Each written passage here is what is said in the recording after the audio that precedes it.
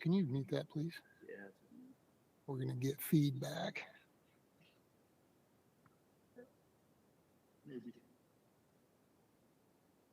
Bear with us just a second here.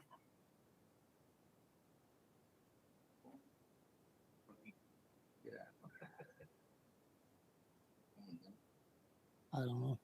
No, I can still hear her. We're going to get feedback, I'm afraid. Okay, we got technical help coming. We'll get started here a little bit. Hopefully you guys aren't getting an echo online. Yep, we're getting it.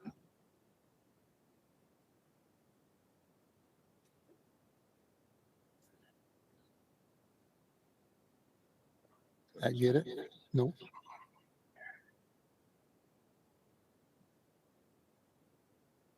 Come on now. There we go. All right. All right. Got her taken care of. We won't get any feedback now. All right, welcome everybody out to the Southeast RAC meeting. Well, I guess we'll start. Welcome anybody from the public that's here. Thank you for joining us, and those online that are watching, thank you for joining in. We'll start with the RAC introductions and the procedure. We'll start over here. You guys can introduce yourselves, the guys that are here in person. Go ahead, we'll start with Brad.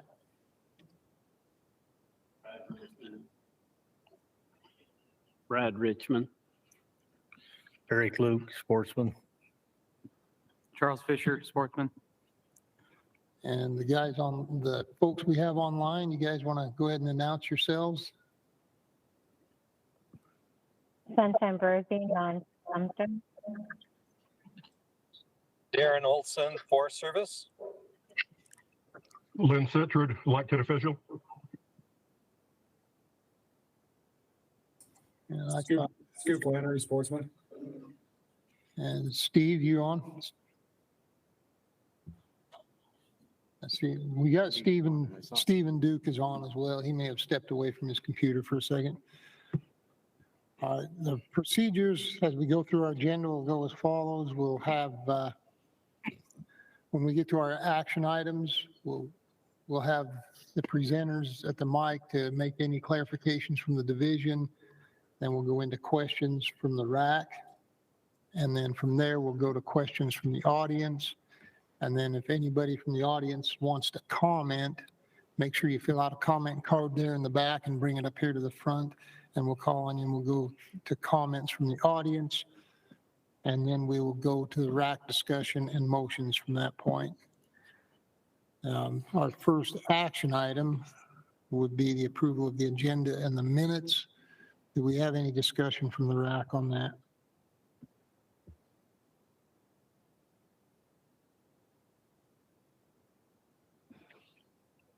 I'll make a motion to accept the minutes.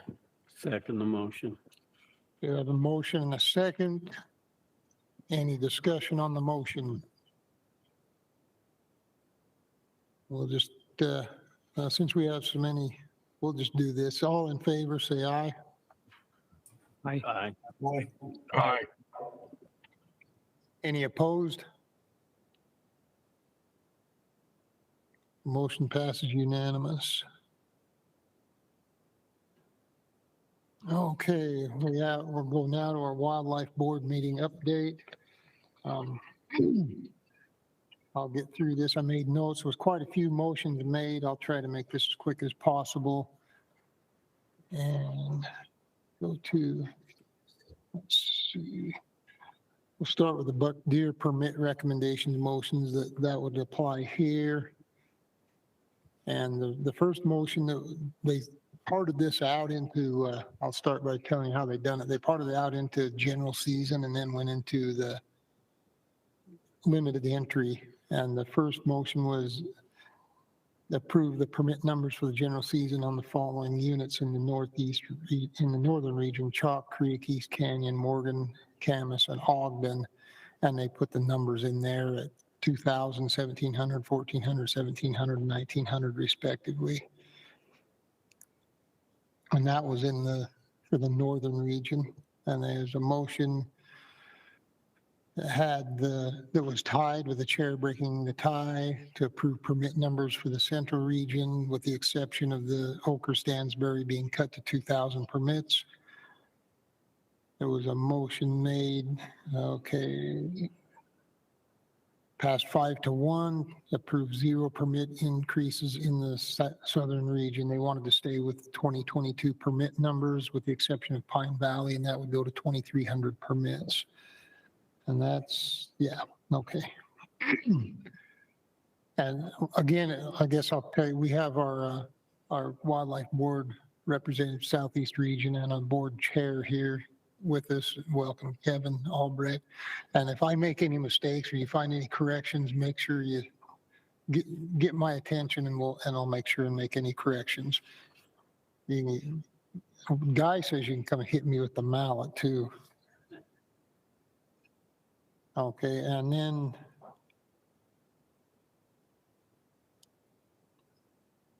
there was a motion on the Southeast region. There was a motion to approve permit numbers as presented with the exceptions of leaving the LaSalle Mountains at 1,200 instead of going to the 1,400 that was proposed. And that again was tied and the chair broke the tie in favor of doing it that way. Welcome, Dana. And then there was a motion to approve permit numbers for the Northeast region as presented with the exception of the Wasatch East being changed to 4,250, and that passed unanimously. With limited entry deer, there was a motion passed unanimously to increase the Fillmore Oak Creek limited entry permits by 5 instead of 11 that was proposed. And then there was a motion to approve the remaining permit numbers as presented, and that passed unanimously. Once in a lifetime permit recommendations, there was a motion to accept the permit recommendations as presented, and that passed unanimously. And there was some bull elk permit recommendations that were, there was a motion to ask the division to look into mandatory tooth reporting and place that on the action log. That passed unanimously. And then there was a motion to accept the permit recommendations as presented by the division, including the changes the division made to add another 250 draw-only youth bull elk permits, and that passed unanimously.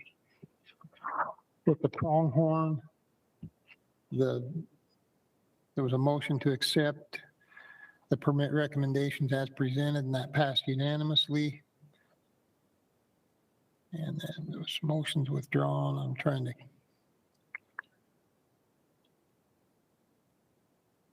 And then there was a motion that passed 4-2 to approve antlerless permit recommendations as presented. CWMU antlerless permit recommendations. And this is a rather long motion that was made and it passed unanimously. So I'll read the summary of the motion for everybody just to make sure it's correct. And again, if I have a mistake in here, Kevin, please correct me. A motion to ask the division to form a CWMU advisory committee to review the rule and bring recommendations back to the board in June of 2024. The committee should consider the rule as equitable for both public and private parties. Needs to be an incentive-based program to encourage CWMUs to fulfill antlerless harvest. Tools need to be in place to encourage operators and the division to obtain necessary harvest for unit objectives. The rule needs to address non-contiguous lands and set requirements for trade lands. Land traded needs to be comparable to be fair to both public and the operator. Trade lands need to be posted with a common sign such that the public can easily recognize it as such. If public tags increase or decrease, then the CWMU tags should do the same. And this was placed on the action log. And again, that motion passed unanimously. And then there was a motion that passed 5-1 to approve the Summit Point CWMU request for 6 cow permits, 3 public, 3 private. And there was a motion that passed unanimously to approve the remainder of the CWMU permits as presented. And then there was a motion that passed unanimously to approve the CWMU rule amendments as presented by the division. A motion that passed unanimously to approve big game rule amendments as presented by the division. And again, that was the amendments with regard to follow-up on shots and retrieval of meat. And then there was a motion made that passed unanimously to approve peat-mounted single lens clarifiers and verifiers for archery.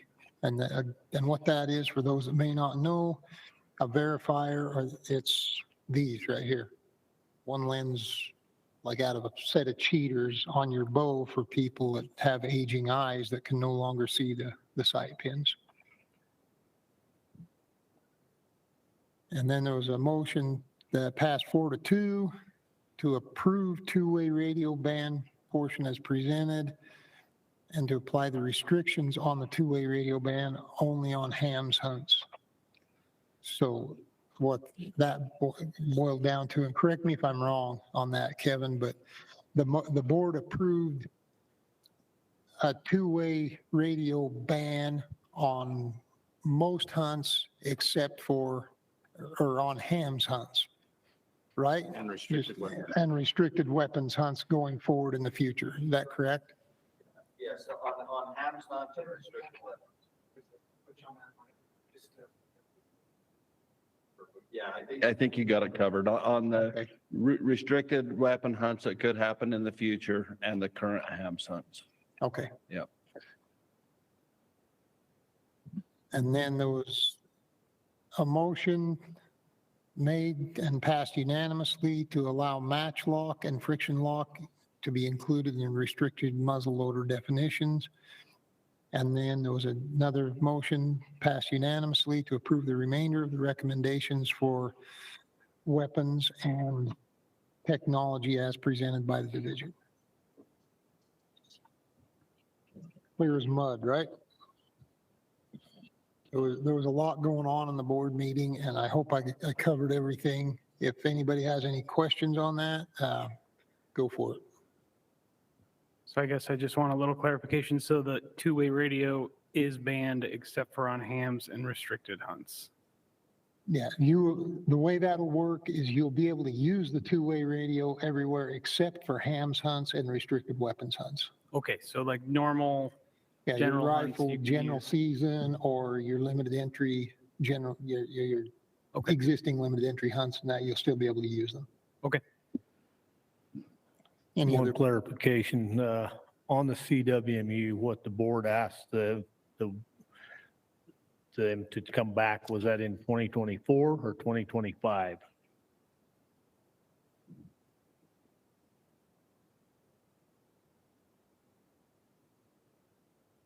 So that is in June of 2024. So one year. It'll give them 1 year. And I want to speak a little bit to why that is. Partly because we've heard through the RAC process many times, several things in the CW process that need to be addressed. And so instead of just asking to put a committee together, there were certain things that repeatedly come through the RAC process that we wanted to make sure that the committee discusses. We didn't want to influence how that looked, but we wanted to make sure that those points, public access, the trade lands, we want to make sure that the RAC process was heard. We hear it continually, but we wanted to make sure the committee hears that, because oftentimes they may not be coming to these meetings. And so it's uncharacteristic that we would make a motion that directs the committee, but we wanted the RACs to know that we do hear you. Many of those things we've heard several times in this RAC. And so we wanted to really direct them to say, hey, please see if there's ways to clean this up and make it better. So that's why that was kind of a long motion on the CWMU, is actually trying to show the RACs that we hear you and we can clean some of this stuff up. So. thanks, Kevin. Any other questions, discussion about the wildlife board from the RAC? Anybody online raising their hand? I don't see them. Okay. All right, if there's no questions about that, we'll go to the regional update, and that will be Guy Wallace. Okay, as soon as he gets it up, I'll start. I'm sitting in for Chris tonight. Chris decided that for whatever reason, Shania Twain was more important than turkeys. So, okay, let's go to the next slide.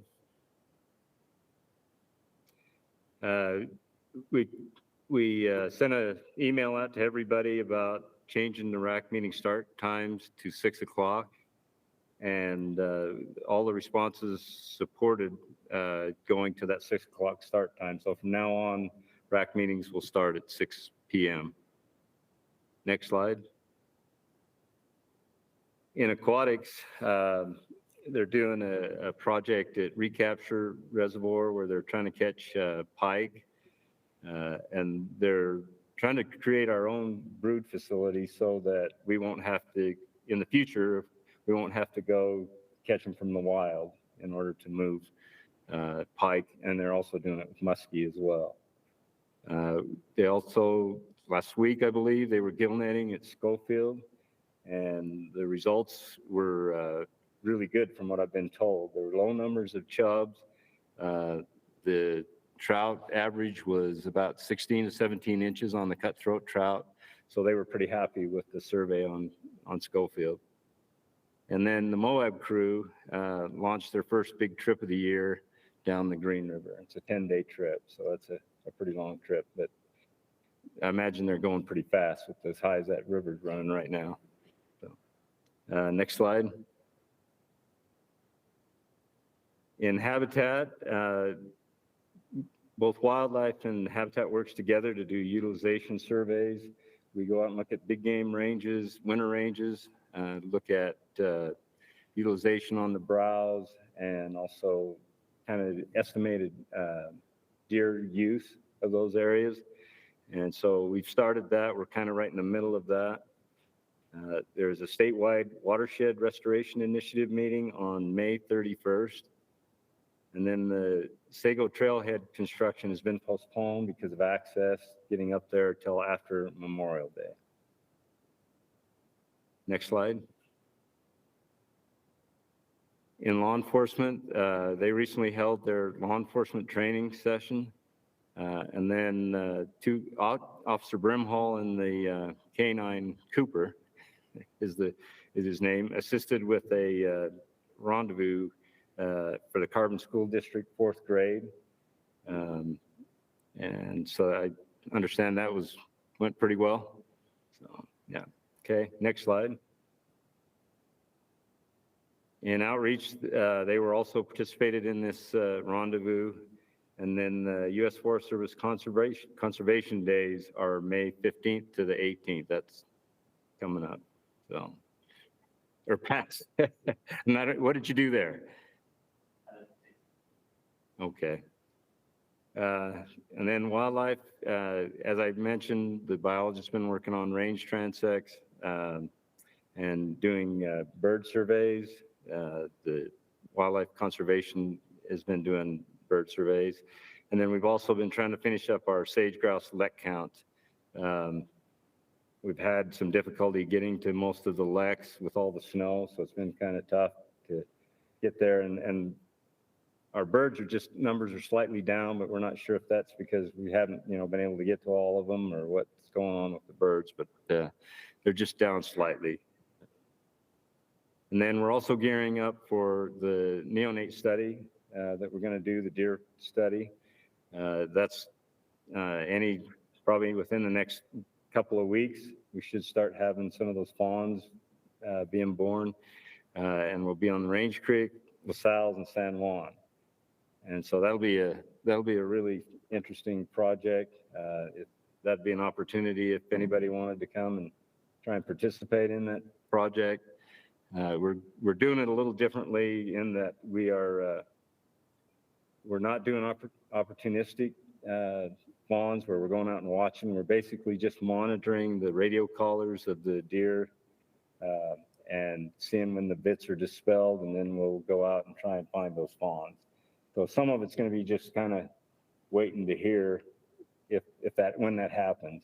And there may be multiple ones, on a day, so we may have to have several people to run out and go do these. So anyway, anybody interested, let myself know, or one of the biologists, Brad or Dustin, on those projects, and we'll let you know how that goes. But we're expecting probably the second week of June, third week of June, for some of that to start. And I think that's it. That's all. We have any questions for Guy? I have one. What, the groups going down the river, what are they specifically doing? They do surveys, fish surveys, and they look for, the endangered fish that they're working on. That's primarily what they're doing. Okay.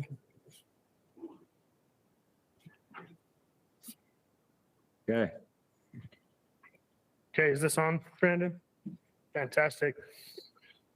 So we'll get the slideshow pulled up. So I'm TJ Cook. I'm the restoration biologist for Southeastern region, which is in the habitat section. I was asked to give a quick, and it was emphasized brief. So this will be a brief update about WRI in the region. So as soon as they get that pulled up, we'll get rolling on it.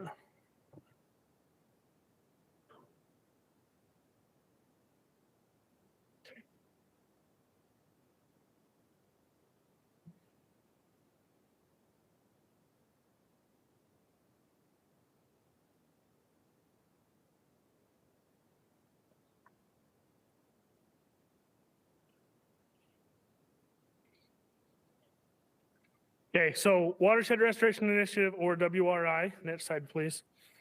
WRI is a state-led partnership driven effort to improve high priority watersheds. This program started in 2006. Every project kind of ties to one of those three values: watershed health and biological diversity, water quality and yield, or opportunities for sustainable uses of natural resources. And one thing that I want to really emphasize is this is a bottom-up approach. It's done at a regional level. We have a local group. We get together, we rank the projects, we propose the projects, kind of go through that whole process. And then those numbers are shipped to Salt Lake and they issue the funding. So it's not Salt Lake telling us what to do. It's our local people that are kind of driving this whole process. Next slide, please. So WRI is not a Division of Wildlife Resources program. I know that gets confusing at times, but it's actually housed in a higher level Division of Natural Resources. There is one employee, which is Tyler Thompson. He's paid through WRI. Everyone else is either from other organizations. I know Charles Fisher's on your RAC. He's highly involved. He helps us rank projects, everything. But DWR has several employees that their main focus is to make WRI operate. And they're involved in every part of the process. We have an archaeologist that's, he helps us contract out to get archaeology done before we can do any ground disturbing projects. Myself, I do a lot of contracting, looking for funds either from sportsmen's groups or other avenues for partnering with BLM or Forest Service to help diversify seed niches. We have the Great Basin Research Center in Ephraim. They mix a lot of seed for us to get it for us cheaper than if we were to buy it on the open market. So it's kind of a huge, we call it the WRI machine. But this is a screenshot from the website yesterday. You can see currently we have 283 projects, and this is statewide, not just in the region. But 283 projects in the works, affecting 700,000 acres. 120 projects are proposed for next year. So it's always moving forward. There's always more projects to do, and there's more projects than funding. So next slide, please. So projects this year, just briefly, we have several Opinion Juniper projects to help with the encroachment of PJ, tamarisk and Russian olive removal along rivers and streams, wet meadow preservation and restoration. We've done some of that. Stream channel work, up above Schofield Reservoir. And then, we're helping the BLM with some different monitoring things on some fires that they've had in the last few years. So that's a quick map with just points on the map. That does not represent acreage by any means. And the one dot that falls in the Northeastern region is based on a BLM project that, we're monitoring some fire impacts for them, but they've got one of their fires in the Northeastern region and one's in the Southeastern region. I'm actually contracting that for them, but the dot's in the Northeastern region. So either way. Next slide, please. So real quick, I'm just going to run through a couple of projects to kind of give you an idea of what we're looking at. So this is our South Book Cliffs Phase 10. This project has been around for a long time. The whole purpose or idea behind this is A, fuels reduction. BLM chipped in a lot of money to make this happen, to reduce the amount of fuels on the landscape. But B was to try to get some transitional range for deer on the Book Cliffs. If we could keep them up there for just a few extra days, put a little more weight on them before they drop off onto the winter range, that was the purpose behind this project. So they flew seed on, brought in some machinery, mulched the trees, and then this picture, it's a little far out there, but they're conducting a shrub seeding along that line just to see if we can get some browse species established in the area. Next slide, please. San Juan River. So this was a tamarisk and Russian olive project. They have the tamarisk beetle down there. It came through, killed a lot of the tamarisk. Normally, to remove tamarisk is a very expensive project. We partnered with Forest and Fire and State Lands on this one. They actually flew seed on just like we would, any other mastication project, and they mulched the trees.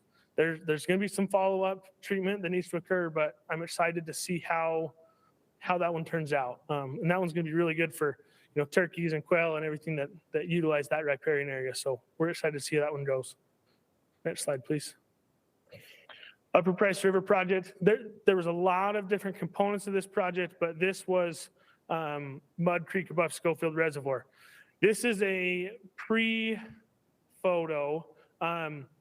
You can see on the photo there on the right side of it is work that the division was involved with 15 years ago, probably. Did a bunch of work.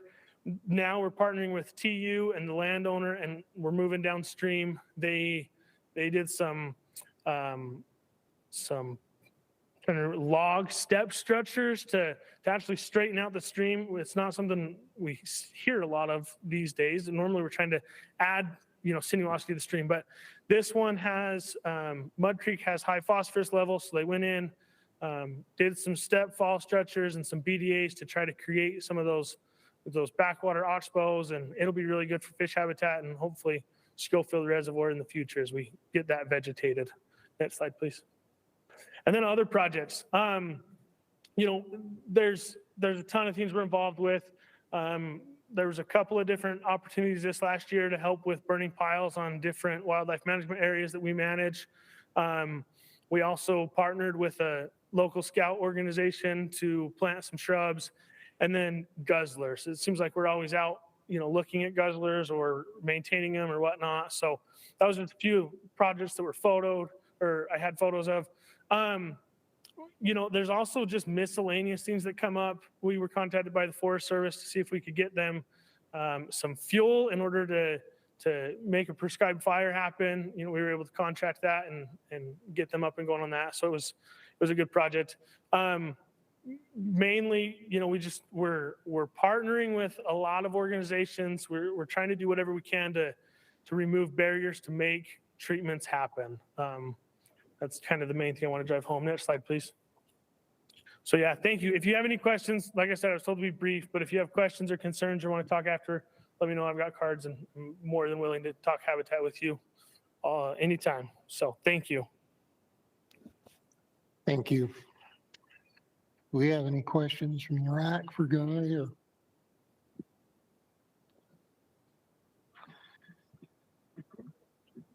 Okay, we will move into the rest of our agenda. First off is the wild turkey plan revisions and recommendations. Heather.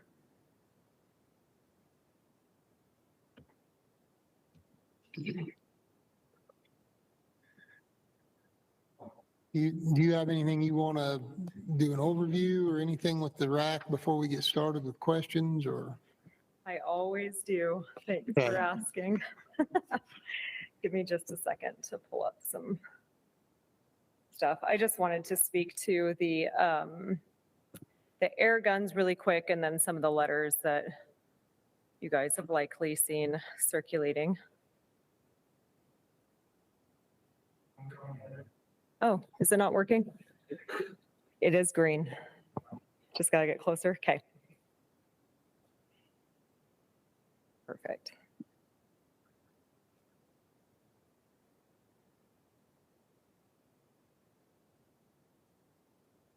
All right, so during the 2022 legislative session, there was a bill passed where the Wildlife Board was designated the species to be hunted with air guns. And what they ended up doing with that was saying that there was going to be essentially fall turkey, rabbit, and hare were going to be able to be taken with pre-charged pneumatic air rifles. So what was passed in legislation is that this is an air rifle that will fire a single projectile that with compressed air released from a chamber built into the rifle and pressurized at a minimum of 2,000 pounds per square inch from a high compression device or source, such as a hand pump, compressor, or scuba tank. So that part is just an informational item. And then for our recommendations, in addition, we would like to recommend that the air rifle will fire a single broadhead tipped bolt or arrow or pellet or slug. I do this every time, sorry. My screen moves. Or pellet or slug that during the fall turkey season that is 25 caliber or larger, weighs 18 grains or more, and is fired at a velocity to produce at least 30 foot-pounds of energy at the muzzle. So those are the things that we can actually do something about, are those minimum requirements. As far as what the legislature passed, that's already in code. In addition, just to respond to some of the youth hunters' voice, they sound like they're a really great youth group. They've been a really great NGO to work with so far. We've had a lot of really, really interesting discussions and value them very highly as partners. Having said that, some of the things such as issuing unlimited youth permits during the fall, we do see that could be problematic biologically, since I meant during the limited entry spring. I'm sorry. You knew what I meant. There was also some discussion of year-round turkey tags, but fall turkey is always on the brain. So yeah, with the limited entry spring permits, the reason that we have an issue with that, of course, is because we already timed the hunt to allow for most of the breeding to occur before that limited entry starts, but there is still a lot of breeding happening during that limited entry season, which is why we want more control over those permit numbers and why we want to, issue fewer permits, have that higher quality hunt for those people in limited entry. And we do reserve at least 15% of limited entry permits for youth. But we also, have seen in our statistics that 20% of youth actually drew out last year for limited entry. And if they don't harvest, they can still have the whole 3-day youth hunt statewide, and then they have the whole month of May statewide as well. So that's that's kind of why we don't want to offer unlimited youth and limited entry turkey permits.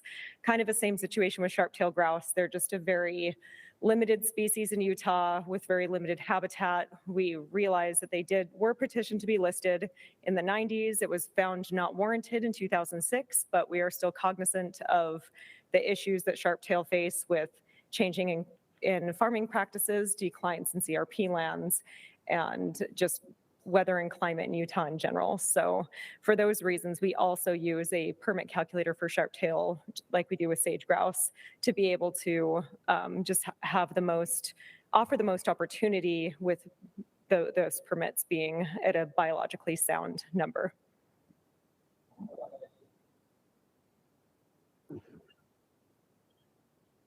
Thanks, Heather. Any questions from the RAC for Heather?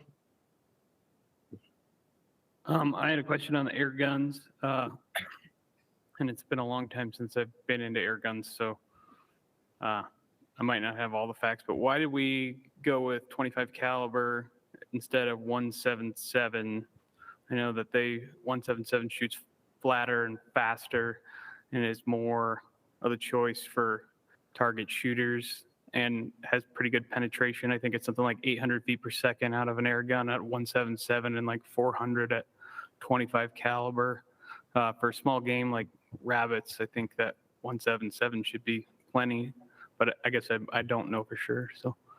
Yeah, that's a really good question. And when we looked into this throughout the states, it's really scattered across the board. All the states are doing something a little bit different, but with our research that we did specifically on air guns and the manufacturing, talking with Utah Air Guns here in Utah, as well as Mitch King with the Air Gun Association, it sounded that at least the minimum of 25 caliber would be the most lethal, especially because then they wouldn't have that 22 caliber to be able to use. It sounded like there could be some issues with lethality with that, which was our first recommendation back in 2020. So after some further research, we came to the conclusion that that would be a more lethal caliber and a good minimum set point. And then most guns are actually fit within that range are actually a 30 caliber. So that just bumps up the power a little bit more and the lethality a little bit more. So I think, that was just based on our research that we did. Okay, thanks. Any other questions? Yeah, this is Darren. I have a question. So as far as you mentioned, this is only for the fall hunt. Is there a fall hunt, or is this only for the nuisance?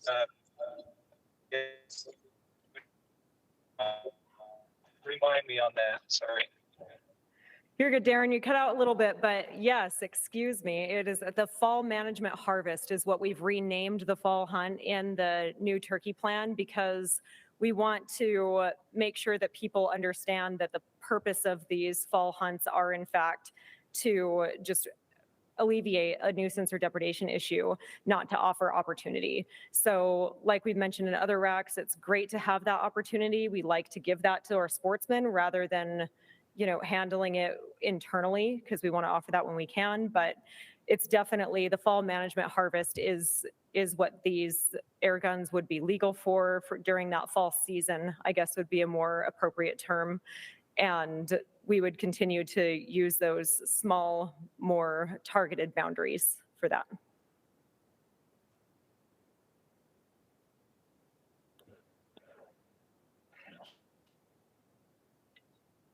Anybody else?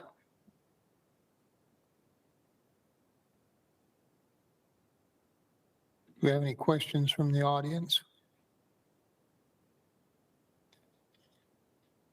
No questions from the audience. Guy, do you want to go through the online comments? Yes, just give me 1 second here to.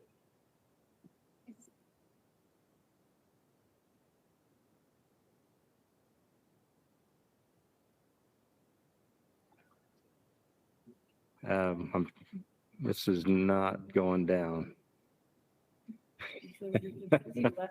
Says I left the meeting. Anyway, I do know that on this topic, there was only one comment, and I believe it was somewhat disagree, but there was no explanation of why they disagreed. So if I can get that to come up, I'll verify that, but that's my recollection of what it was. I'm looking that up right now as well. Okay. It looks like we've got something coming here. Okay. Lucky there. Thank you. Now you can get back in. Oh, I was wrong. It was somewhat agree, but there was no comments with that. Okay, that was only one comment. Okay. We don't have any comment cards from the audience. Nope. All right. With that, we'll go into RAC discussion. Before we go, do we have our members that are online? Yeah, we got to get this back up before. Sorry, Yeah, I just was like, I'm not sure we can have discussion. Yeah, we'll go to a new meeting. Let me see if I can. We'll pause for this word from our sponsor. It's totally taken over my screen. There we go.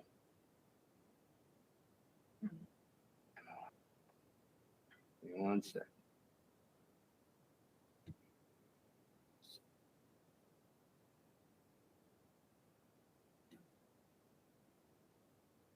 We're back.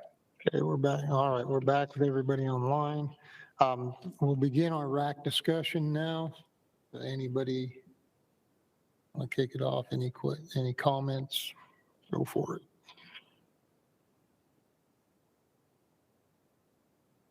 Well, I like changing the name of the fall hunt. Really sends home the fact that it's for strictly management. I've always looked at that and been like, why isn't it open to more folks? But it's because it's strictly management, so I think that's a good call. Scoot, go ahead.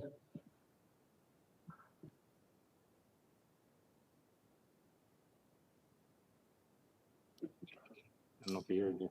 Did you have your Scoot? Go ahead. Oh, this is Steve. I'm with Scoot. Can you hear me okay? Yeah, I can hear you good. Okay, thanks. I just wanted to comment. It's been a pleasant surprise down here and to see how the turkeys have been doing and I just see it as a big success. I've been very impressed with how the things have been going down here with the turkeys. Kudos to the division. That's just what I want to say.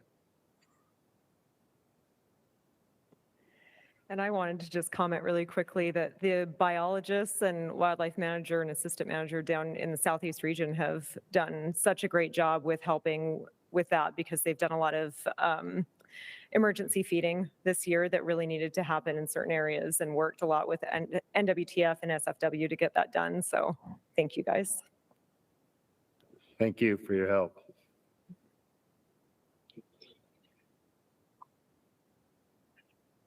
Anybody else? Comments, discussion from the RAC?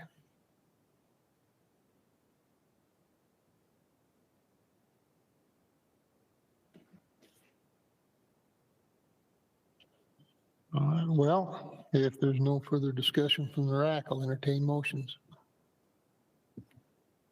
I move that we approve the revisions and recommendations of the division as stated. We have a motion by Brad to approve as presented. Do we have a second? I'll second that. Charles seconded. Any discussion on the motion? All right, let's start with this. Brad, Yes. Eric, Yes. Dana, Yes. Charles. Yes. Lynn, Yes. Steve, Yes. Sunshine, Yes. Scoot, Yes. Darren. Yes. All right, that's everybody, right? Motion passes unanimously. All right, we'll move on to agenda item 6, upland game recommendations. Oh, yeah.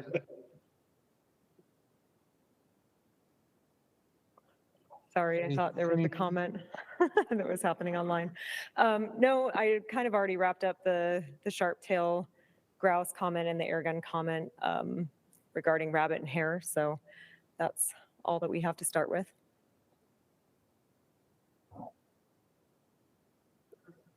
Do we have any questions from the RAC?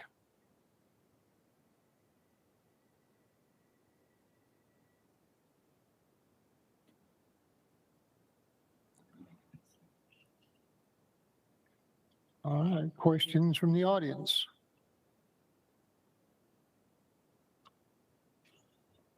Do we have any online comments for this one? We just had one response and it was somewhat agree, and again, no comments with that. Okay. All right. RAC discussion.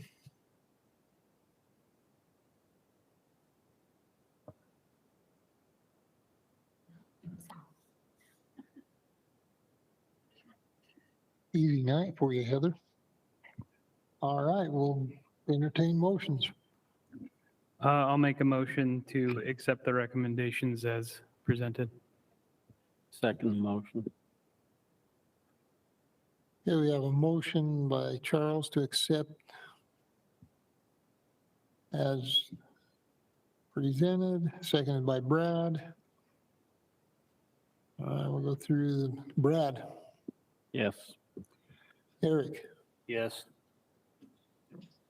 Tammy, Yes. Charles, Yes.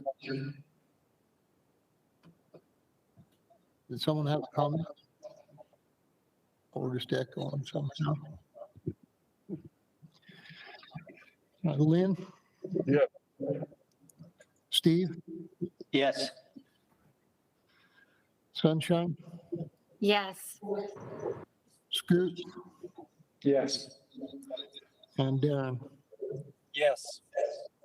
Motion passes unanimously. All right. Item number 7, waterfowl rule and swan hunt recommendations.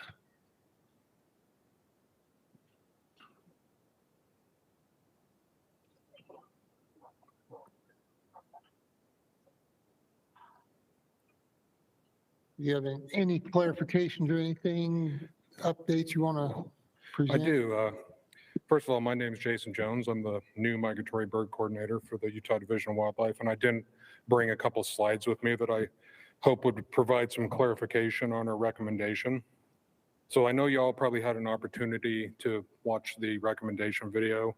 So you know that in 2019, we offered more tags and we opened up public shooting grounds in some other areas in Box Elder County for hunting. And also, it was sort of the perfect storm. We had some weird weather that year. We had a ton of trumpeter swans move in, and we've had quite a few trumpeter swans coming back year after year since. And also, that was the first year that the season had closed early, and it has done so since then. So the recommendation that was provided was to make harvesting a trumpeter swan illegal. And I just wanted to emphasize that we've kind of landed on that recommendation in order to maximize opportunity for the public, keep public shooting grounds open, and also keep the season from closing early.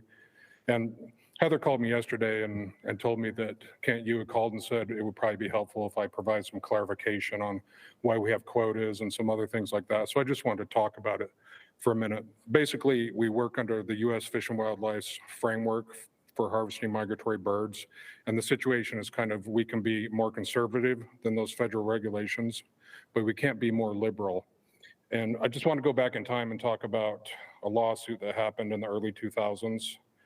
There's two populations of trumpeter swans that are known. There's a Yellowstone population that's seen as sensitive, and there's the Rocky Mountain population of trumpeter swans that's not seen as sensitive. And this lawsuit attested that Utah hunters were taking trumpeter swans from the greater Yellowstone population of trumpeter swans. And that's where we got our quota. That's where we got the 72-hour reporting. And we developed the orientation course, and we did swan surveys. And so that's where all that stuff came out of, was the environmental impact statement and the lawsuit. So I did want to make a quick correction from the video. It was stated that we see 100,000 trumpeter swans, and that was a mistake. Utah sees on average about 50,000 tundras, and biologists have been seeing 2,000 or 3,000 trumpeter swans. The other update I want to provide, this is the 4th RAC meeting. The central, the northern, and the southern RACs have all recommended that the state figure out a way to make the harvesting of a trumpeter swan not illegal, but the possession of the swan illegal. After the first meeting, a bunch of us got together, we reviewed our codes and our rules, and we do believe it's possible to separate possession and take, so that the take would not be illegal, but an individual would not be able to possess a trumpeter swan. But I just want to say our recommendation stands that we're recommending making the harvesting a trumpeter swan illegal. I have asked Charles Lyons from the AG's office to maybe jump in right now and just talk a little bit about possession and take. I know Charles is online. Yeah, I'm here. Can you all hear me okay? Yes, we can hear you fine. Okay, great. And so, yeah, we've been having discussions about this, and one of the complicating factors that we looked at is when you say take of swan, well, possession is in the definition of take. And so then it becomes kind of confusing. Can you parse that out? And we can. The way that would work, I know that an analogous situation that was kind of shared with me was if a landowner kills a depredating cougar, it still remains the possession of the state, right, until it's turned in. So there are instances where this type of thing happens. So the way that this could work is that a hunter would take a swan out of the air, right? But they have to check that in. They have 72 hours to check in. And so we would make it clear that possession of the animal does not occur until after that check-in takes place. And if you check it in, it turns out to be a trumpeter, well, that hunter does not get to possess that animal, and it remains property of the state. And then that person's swan tag would have been fulfilled, and they don't get to go out there and look for a tundra swan after that. So that's kind of the way that we're looking to making it an administrative action instead of just making it illegal to do, if that helps.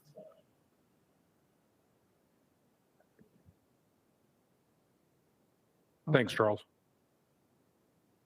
Okay, the other slides I brought is just to help clarify. Basically, this would be especially helpful for you folks down here that aren't familiar with the area. If we can get that back up, I'll just talk about it for a minute. There's a lot of sentiment around why we didn't just close public shooting grounds, which was opened in 2019. And that's these slides that I've brought with me. Basically, these properties like the Bear River Refuge and public shooting grounds, these properties are contiguous properties. Before we opened public shooting grounds, most of the harvest of swans happened to the Bear River Refuge. After we opened it, that harvest moved over to public shooting grounds. For instance, prior to 2019, 34% of tundras were harvested at the refuge. From 2019 to 2022, 32% have been harvested at public. Those properties border each other. If we just jump to this next slide. Can we jump to the, not that one, the next one here. So this one, these properties here, the Bear River Refuge, Box Elder, private, and public shooting grounds, these properties are all close together. And this is just showing, down on the bottom, we just did a little math. So in 2020, 2.2% of all birds, of all swans taken were trumpeters, and they were taken at public. In 2021, at public shooting grounds, about 2% of the birds taken were trumpeters. In 2022, about 2.6 birds taken were trumpeters. And if you look up at Bear River Refuge in 2020, 3.2% of birds taken were trumpeters. In 2021, 8.1% of the birds taken were trumpeters. And this is just showing these birds are moving across the hunt area. I mean, they're moving from place to place, and we feel like if we would just close public, the problem is just going to move over to the refuge because we have more trumpeter swans around. And this next slide is a map. I just wanted to show everybody. So that big blue circle is Unit 1A at the refuge, and swans like to sit there. You'll get like 20,000 swans or more to sit there. And then up on top, you can see 4 units up there. That's basically public shooting grounds that was opened up in 2019. So, you know, as a bird flies, that's 4 miles. They're moving back and forth. And with more trumpeters around, we just feel like this season's going to keep shutting down early unless we took some action. And it's great to have public shooting grounds open for the public. It's managed for waterfowl. People are taking a lot of swans up there. I mean, the goal of the current recommendation was to prevent the swan season from closing earlier because of trumpeter swan harvest. Trumpeters are being harvested across the hunt area, and that the public shooting grounds is managed for waterfowl hunting specifically. So that's why the division wants to keep it open. I have a question on that. Number one, do you have the slide that shows the actual number of swans, of trumpeter swans that were taken in each unit? In each unit? Yeah. We know how many trumpeter swans were taken every year, and we know how many were taken at. I thought you showed that slide in one of the other meetings, but Yeah. We know how many were taken at public and the refuge. So my understanding that when you opened the public shooting grounds, that's when you're able to increase not only the quota from 10 to 20, but added 750 Tundra Swan tags or permits, correct? Yeah. So my question is, if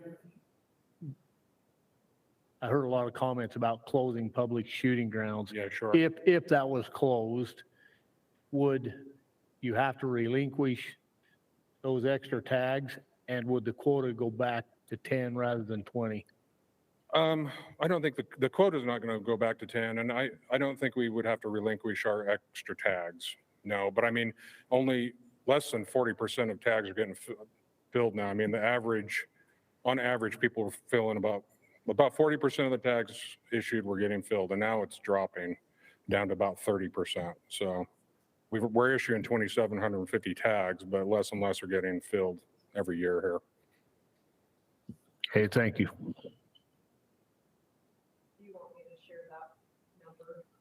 Yeah. Heather's my really good backup.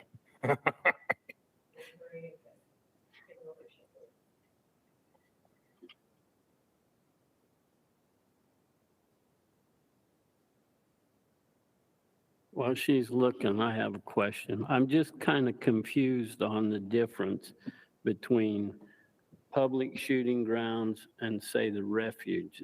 Is there an access question there or something? Definitely public shooting grounds is easier to access because it's directly off the highway. If you've been up that way, you know the highway that goes to Promontory Point and Thicol. I mean, basically, you just turn right off the road, and those units are right. You can see the highway if you look. Those units are right off the road. It's a state-ran refuge, and the Bear River Refuge is federal, and it's about, don't quote me on this, I think it's like 10 or 12-mile drive off the freeway from Brigham City there to get out there. There's quite a few different rules and regulations on the refuge as compared to the state area. I think it's really convenience for folks to come to public shooting grounds comparatively. It's a nice place to hunt. I like to hunt up there. It's a nice place to go. I think there's a little confusion just because of the name. It indicates that it's a public where the others might not be, but it's just the name of a Right, different we area, talk about correct? that a lot. That name goes way back in time, and it's even come up like, should we change the name? I mean, the managers have a lot of problem with people shooting high-powered rifles and stuff there. It's a waterfowl management area, so.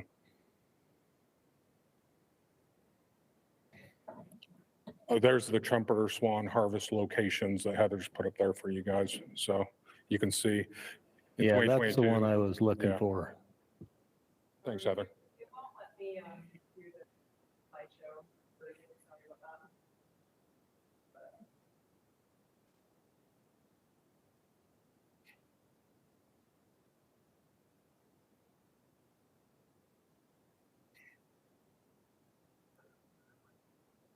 So it looks like right around 20 birds year over year, correct? But last year it hit 21, just because there's a 72-hour reporting, so there was some lag time.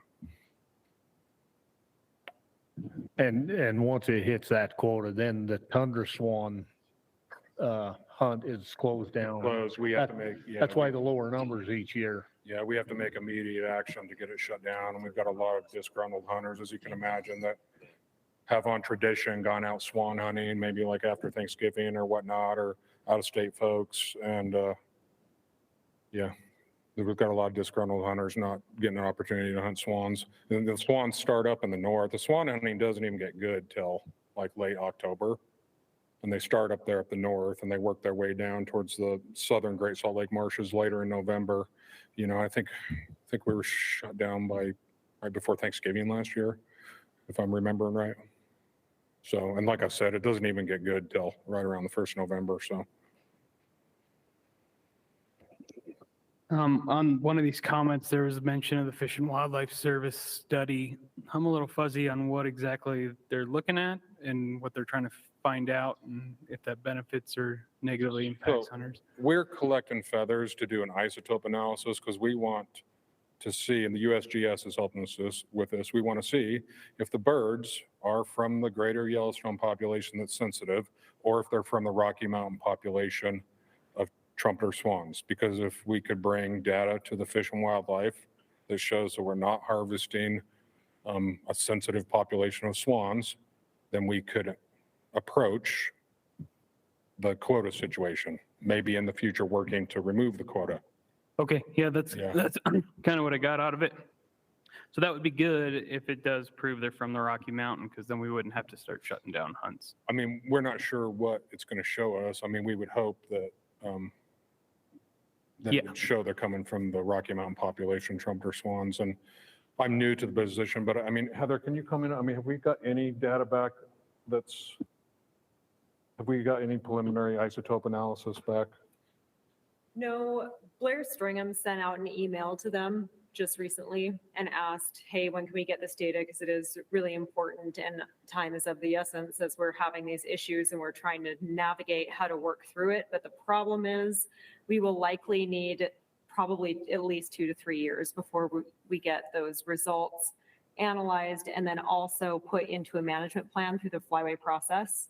So it's likely, because it will take a few years at least, we want to make sure that we're doing everything that we can to rectify the situation in the meantime. How much intermixing do they do between those species, like using the same habitat as they're migrating? Do you know? I'm not completely sure. Yeah, I guess just my concern is some of them might be from Yellowstone, some of them might be from Rocky Mountain, and then it's just convoluted Right, a but little I bit. mean, Montana doesn't have a quota on trumpeter swans because they're harvesting, research was done in the past, obviously, to show, I would imagine, that they're not harvesting that population of swans. They don't have a quota. Utah's got a quota, and Nevada has a quota. So, and actually, I just learned that Idaho has a very small tundra swan hunt. I think they issue 50 permits. Okay, thanks for clarifying that for me. One more question. I know this was asked last night in the Southern RAC. Maybe Charles could help us understand. What is the maximum fine that could be associated with an infraction rather than a misdemeanor?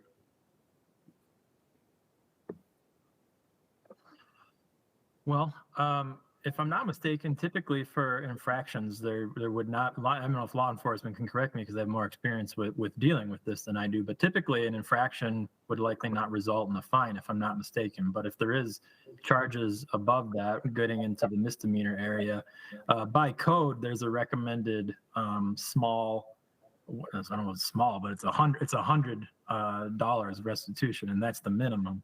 And so then there's these other levels of restitution for other animals. And so if you go much higher than that, it becomes kind of unreasonable when comparing it to like a deer or an elk and that sort of thing, the type of restitution values that are there, if that helps. Yeah, so did you say that $100 is the minimum or maximum? It's a minimum. And I know last night's RAC law enforcement mentioned that, typically they've seen 110, 140. And I think it just becomes a matter of what's reasonable in comparison to the other species that are also listed there in the code.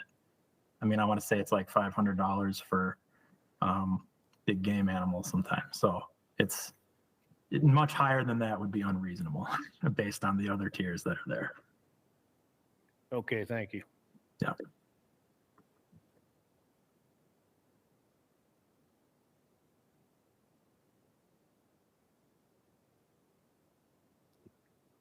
Any other questions from the RAC?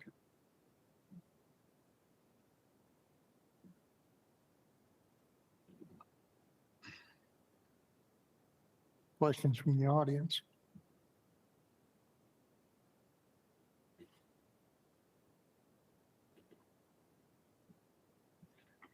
I want to go through the online comments. On this one, we had 3 responses. We had 1 that neither agreed nor disagreed, and 2 that strongly disagreed.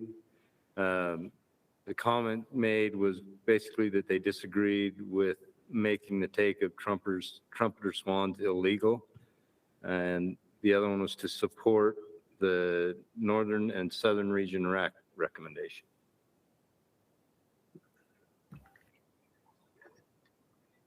Okay, open it up for RAC discussion, as we have no comment cards here either. Oh, okay, Sunshine, go ahead.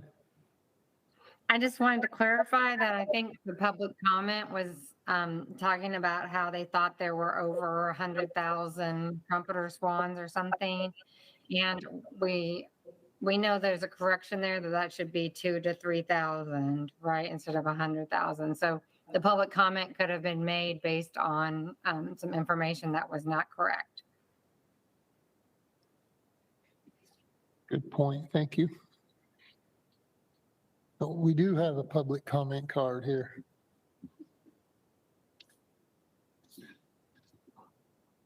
Go ahead, Kevin. I just wanted to speak about an experience that I had from our region that really opened my eyes to maybe some of this issue. I was traveling through Monticello and I had on a camouflage jacket. I stopped at a gas station and I had a young man come up to me and said, "Hey, are you a hunter?" And I said, "Yeah, how about you?" And he said, "Yeah, I do a lot. I'm a local from here in Monticello." He said, "This year I'm going to put in for swan. I'm so excited to go up to northern Utah and hunt swan." And he said, "I'm looking forward to taking a trumpeter swan." And I kind of was caught back a little bit. And I said, "Really?" And I said, "Do you mean tundra swan?" And he said, "No, trumpeter." He said, "All my friends on social media say that's the thing to do." And I said, "Well, have you ever harvested a tundra swan?" He was like, "No, but trumpeter swan's probably going to become to where I won't be able to harvest that. So I'm going to go harvest the trumpeter swan first." And it really, spoke to me what some of the issue is. And so, I think a lot of this is a social media issue. It's kind of become, a fad for people to do that. But I told him, I said, "Do you know that it will shut down the tundra swan hunt?" And he said, "Well, yeah, but sometimes you just have to take care of yourself first."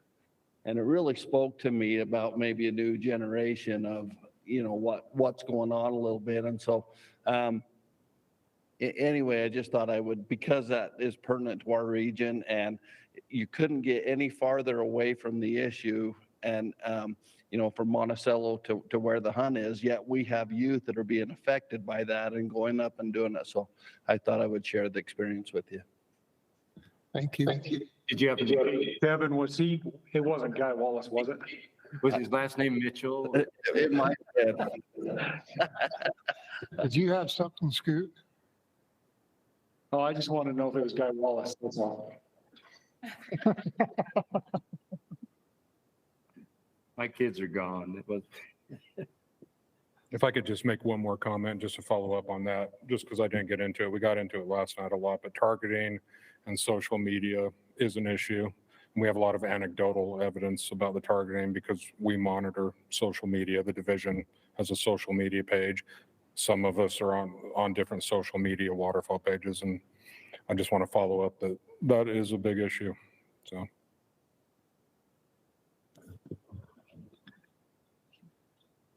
Anything else? Yeah, go ahead, Sunshine. I guess I just think, it's unfortunate that we don't have the isotype data and the data from the U.S. Fish and Wildlife Service, but we always don't have perfect data, and we need to make decisions based on the information that we have. And I think that we have enough data right now to make a solid decision right now. And if we get different data that changes that, we can always make different management decisions.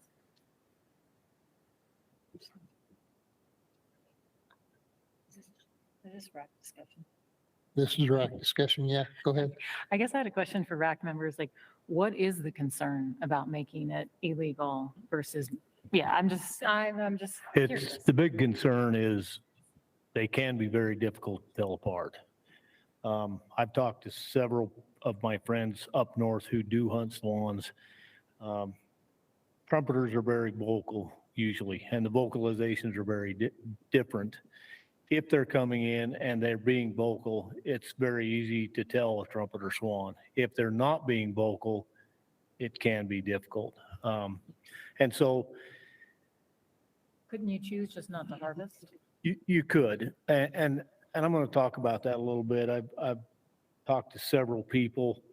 You know, I listened to the other RACs. Excuse me. I listened to the other RACs, and I understand why they voted the way they did. I kind of look at things a little bit differently. You know, as sportsmen, we have a responsibility, and that responsibility includes ethics. And to just say that, you know, we shouldn't get in trouble if we do something bad doesn't sit well with me. You know, I think we need to be teaching our kids stronger ethics. That being said, I hate to see someone's life be ruined, because if they get a misdemeanor, I mean, that could prevent all kinds of things from happening because it goes on the record. And so there is potential there for an honest mistake. And I hate to see someone's life be ruined by that. I don't think that what the other RACs have done will solve the problem. Because even though they have to turn the bird in, they have 72 hours to do it. If it's a social media thing, they can still get their picture, take their pictures with the trumpeter swan, plaster it all over social media, and turn the bird in. Yeah, they can't have it to mount for a trophy, but they still get their social media glory. And that's why I asked the question about a penalty for an infraction. If there's some way that we could have a substantial penalty that would deter these people from targeting swans, I think that's what we need in order to make, you know, to make a difference and be able to keep the hunt open for the rest of the public. I don't know if that's doable legally I don't know how that works. I'll leave that up to, you know, the attorneys to figure that out. But I just don't know that, you know, going the way the other RACs did. I think we'll be back here next year doing the same thing. So.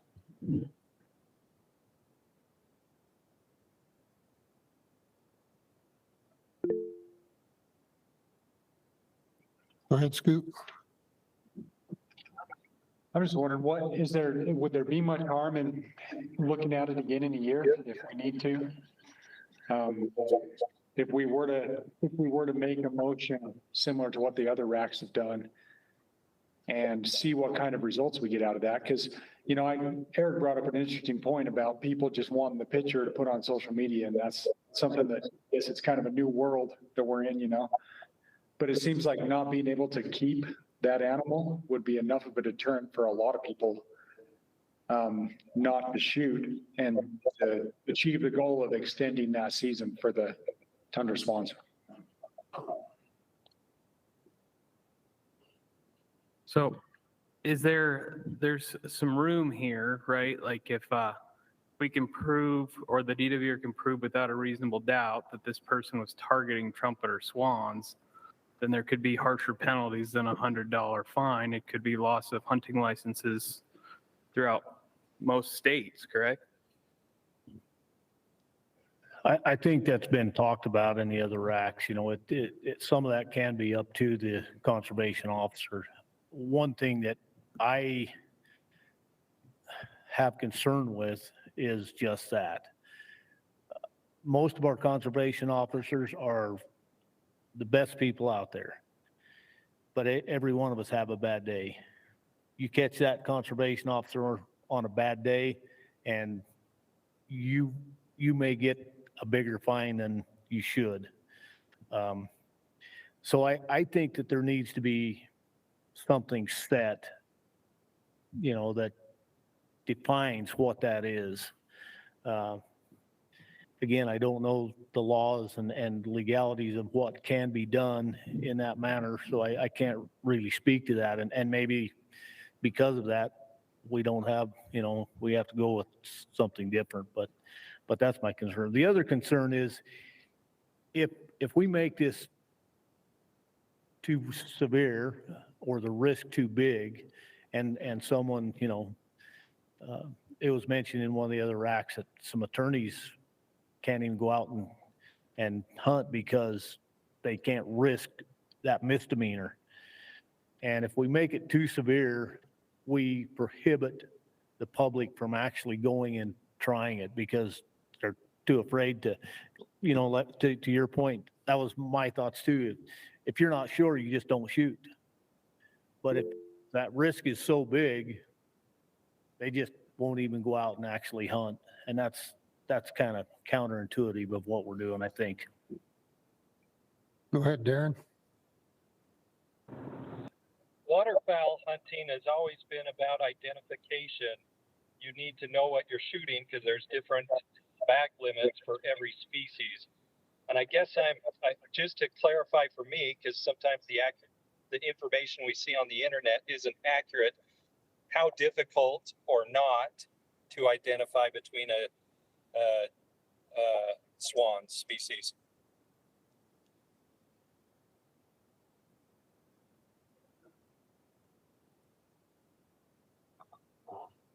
Okay, so we are asking a lot of our hunters to identify between these two species. It's completely possible, but what you're going to have to do is be pretty ethical and be willing to pass up on a lot of shots. A trumpeter swan is much larger than a tundra swan, and they also have different vocalizations. But if you hunt waterfowl, it can be difficult to identify species. And usually when you can't identify species, you should probably pass up on the shot. I mean, for instance, what if you have one pintail already? Situations like that, and you can't tell exactly what you're shooting at. It's going to be the same kind of thing with these swans. You're probably going to have good light conditions. You're probably going to have to wait till you hear for vocalization. If you're not sure what you're looking at, you're going to have to pass up on the shot if you want to make sure that you're not going to get yourself into a situation. Can you identify between the two? Totally. I was hunting at Salt Creek last year in a layout blind, and you can't shoot trumpeters at Salt Creek waterfowl management areas. But there were so many trumpeters coming by, and they were making so much noise. It was totally easy to tell that they were trumpeters, but the sun was out, the light was good. So people are going to have to, really they're going to have to make sure they know what they're shooting at. It's totally possible, but people are going to have to pass up on some shots. And really in waterfowl hunting, people should be passing up on a lot of shots. It doesn't happen that way. Those of you that hunt waterfowl all the time. And that's why folks bring birds in and they're not sure what they are. But that's kind of my 2 cents on it. Thank you. That cover it for you, Darren? Yes, great. Thank you. I guess I was going to ask the question. I thought there were other species that were illegal to take. So I guess that's why I'm not understanding the concern about making tundra swans illegal to take. There are in waterfowl. I mean, waterfowl hunters have to make a lot of those choices already. He mentioned pintails. Correct me if I'm wrong, because I'm not a waterfowl hunter, but I've listened to enough of this conversation. So you can only take one pintail. It's a little different in the fact that, okay, I've killed one pintail, now I just don't shoot, right? But if you're out to take one swan, that choice is a little bit different. So, but they do have to make those choices because there's other things with like so many drake mallards, different things like that. But it's more of a number rather than illegal. Is that correct? Well, and so hopefully this will help answer your question too. We have a tundra swan hunt and we have an incidental take quota of 20 for trumpeters. But we have a tundra swan hunt. We don't have a trumpeter swan hunt. And the incidental take is basically, that's kind of like accidental take, right? And the quota of accidental or incidental take is 20. So does that help?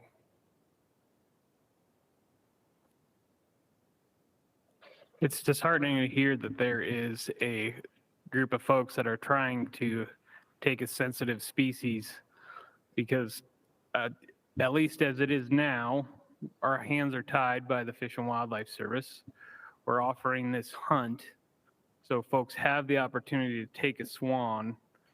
And if it was just if it was just a group that was accidentally taking and there wasn't this, what it sounds like a big social media presence to take a sensitive species, then I'd be more hesitant to push penalties on the people that are taking this sensitive species. But if people keep doing it, Fish and Wildlife Service might tie our hands even more and there might not be a swan hunt. So it's almost like if we don't do something, we're going to take a larger opportunity away from a larger group. Can you remind me of the year that I guess the lawsuit happened and the quota got put on? Like how many years have we been hitting that limit?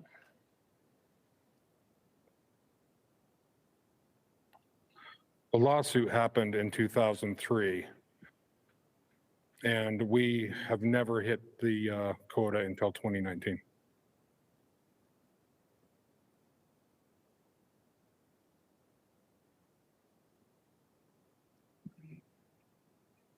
Thanks. I was trying to figure out, like, so we had 4 years of where we've hit this quota, but people's behavior really hasn't changed. Like that consequence of shutting down the tundra swan earlier has occurred 4 years in a row.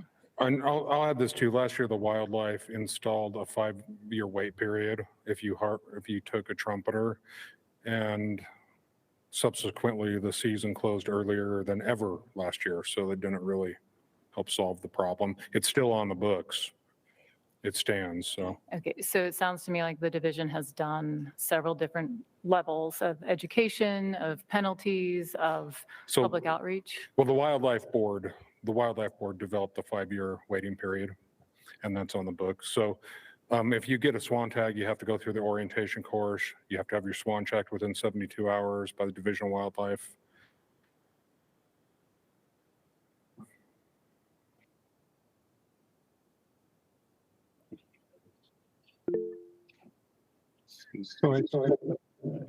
So the people that are on that 5-year waiting period, though, they kept the trumpeter swans that they harvested, right? Or they were allowed to? Yes.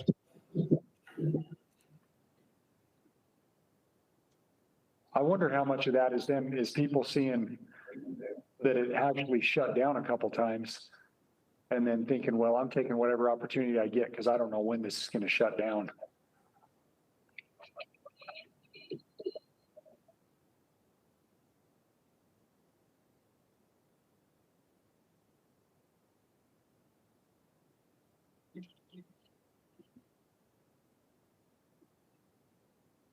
Any other RAC discussion?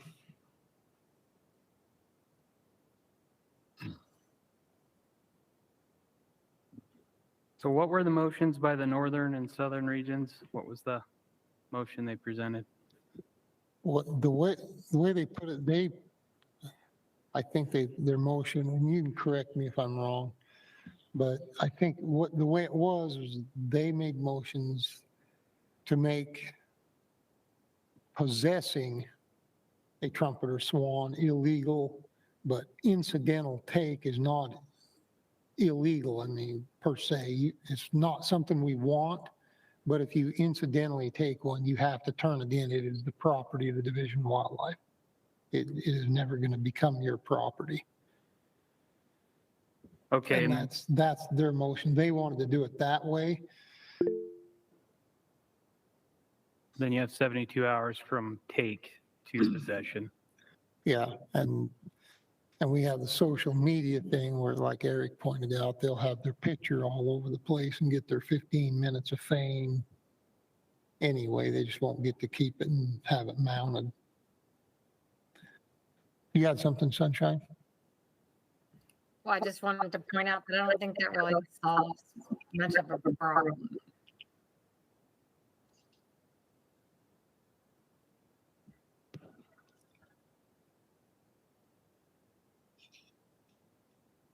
I don't know if I have the answer. You want to address that at all? Don't sound like. What was your question, Sunshine, or your comment? We couldn't hear you. I'm sorry. I was just saying that I don't know that that solves the problem, because if you're just taking a picture with it, then having it in possession might not matter that much to you.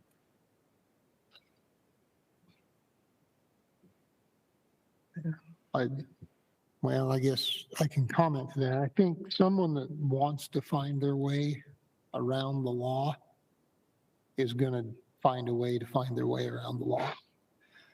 I'll tell you something my dad always said when I was a kid. He said, locks keep honest people honest. They don't keep thieves out. And that's with all laws. I think that's the case. You know, you're going to have a certain number of people that are going to try to find their way around the law. And, you know, hopefully law enforcement catches them and keeps it at a minimum, but you're going to have people doing that, unfortunately. I know one of the other concerns with making it illegal is that if people know it's illegal, right now, you can take it, it's incidental, right? There's no penalty for it, other than closing the hunt down for others.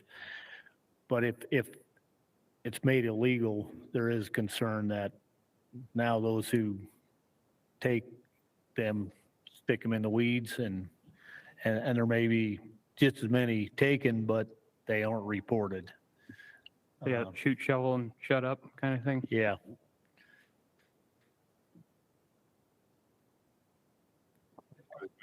I think it's a little bit conjecture for us to assume that some people would be completely satisfied with nothing more than a picture on Instagram. That's hard for me to fathom. I would definitely want to keep the animal if I harvested it. And it would be a pretty good deterrent for me to not do so if I knew I couldn't possess the animal.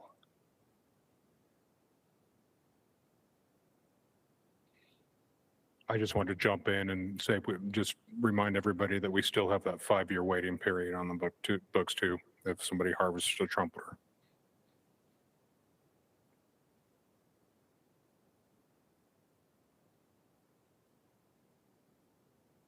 That 5-year waiting period is a waiting period on applications, correct?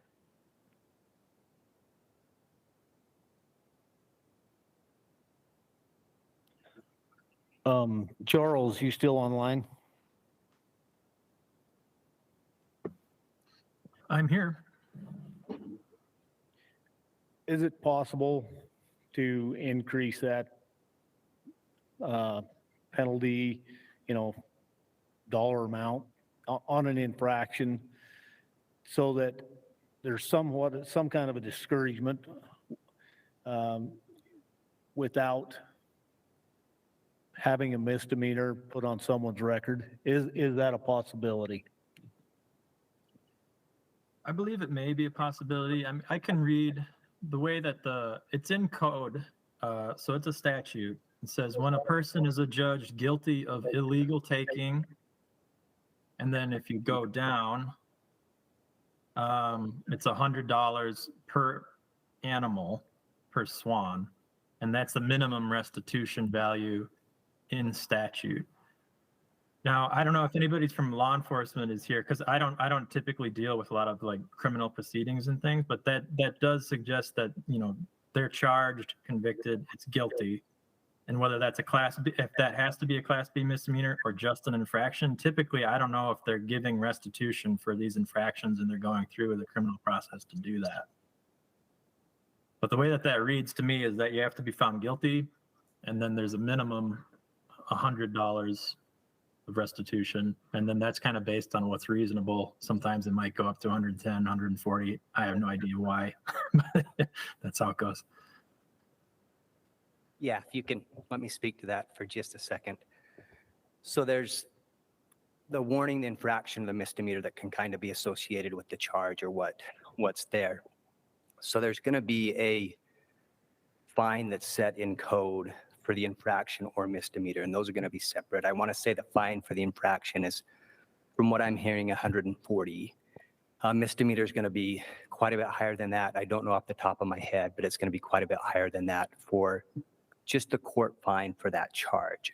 Now, restitution is going to be separate, and that's what's defined in Code 2, that per animal, there's a restitution assigned for that and come back to the division. So they'll receive the court fine, and then they'll receive what the restitution for the animal is also. So can the division or the board set the restitution? The fine, if I understand that right, will actually be set by the judge. Is that accurate? The court fine, they can kind of vary from that if they want to, and that's part of their court process. Restitution's set in code, and so as far as if they vary from that, I've never really seen that, but that's kind of the court process that they go through, that between the attorney and the judge as far as what they work out. Okay, thank you. Yeah, I guess we're getting into some legal territory here, but a misdemeanor is an infraction that it can be, not always, but it can be up to a year in jail too if there is serious stuff involved with it, correct? Yeah, I'd have to look at that. There's some stuff set in there as far as there can be, doesn't mean that there always is. Most times that stuff's suspended, and it's usually just a fine. Yeah, I figured it just seems like the infraction portion is kind of what we can control. An infraction, how much it would cost. I know we've talked about $500 maybe not being, $100 maybe not being equivalent to an elk at $500, but we're also talking about a sensitive species here. So there is some concern with the species and how it will look in the future. So I think, for me, at least, I think it's shooting a sensitive species on purpose. Your infraction should be as high as shooting an elk, as elk and deer aren't sensitive species. And then on the court side, they can decide based on evidence collected by your officers whether this person was actually targeting this species or not, and can put a fine and some sort of penalty based on that if it is a misdemeanor. Putting an awful lot of responsibility on a CO. Yeah, and so I guess through the process of talking with the hunter and trying to figure out what their intent was will depend on what the charges are and kind of how the officer handles the situations. At times too, if there's questions with some of that as far as what route they want to go, there's other options as far as working through the court process with that too. But each situation is going to be very different, as is with hunting, not just swans, but anything else on the landscape. Every situation is a little bit different.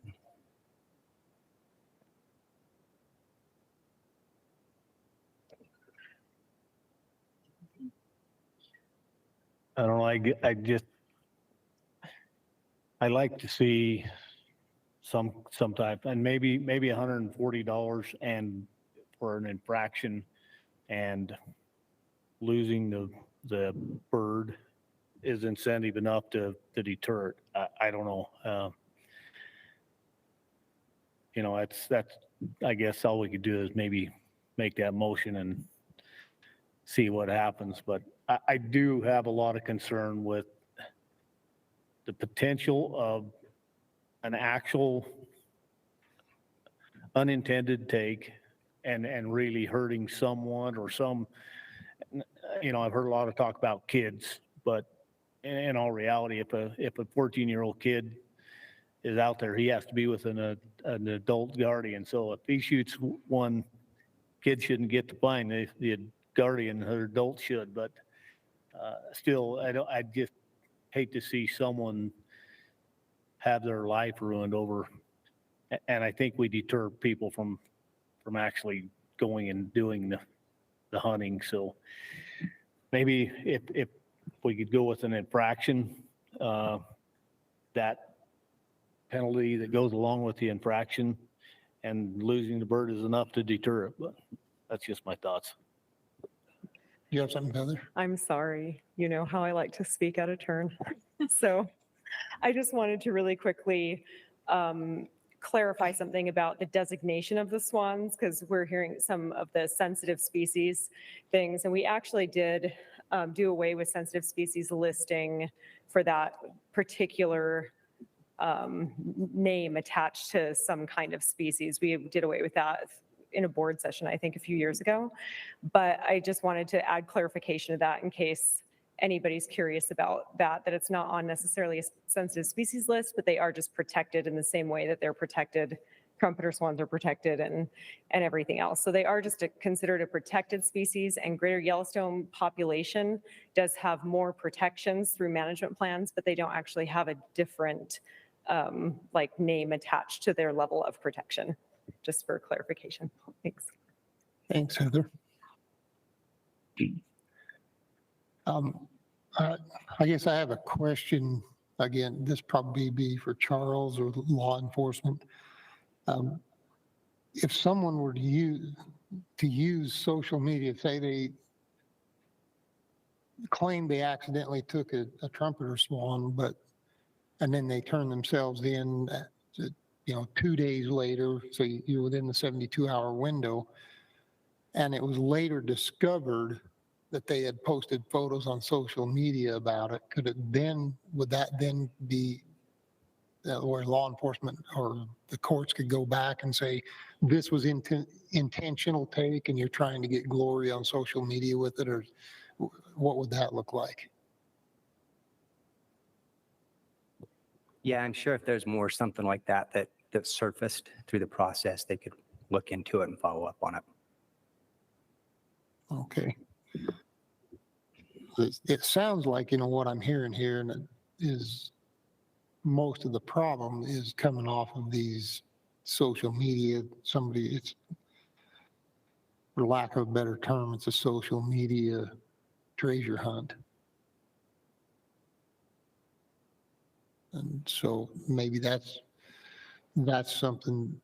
Does the division, do they monitor social media, stuff like that at all? I know other law enforcement does for certain things. Does the division monitor social media? I think there's quite a few. I don't know of anybody set specific to monitor, but I know there's quite a few officers and people that are on a lot of these waterfowl websites and these hunting websites that are checking periodically and watching. And then with that, there's a lot of the public too, that whenever they see something through these websites, they're very good at calling also. Okay, thanks. That's my question. Any other RAC discussion?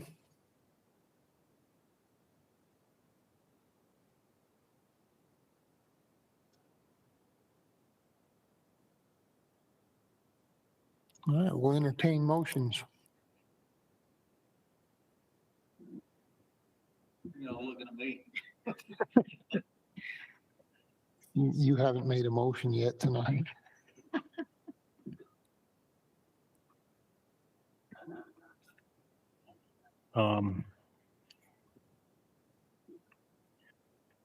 Take a stab at this, I guess. I'll make a motion that we accept the division's proposal with the exception that it is classified as an infraction rather than a misdemeanor.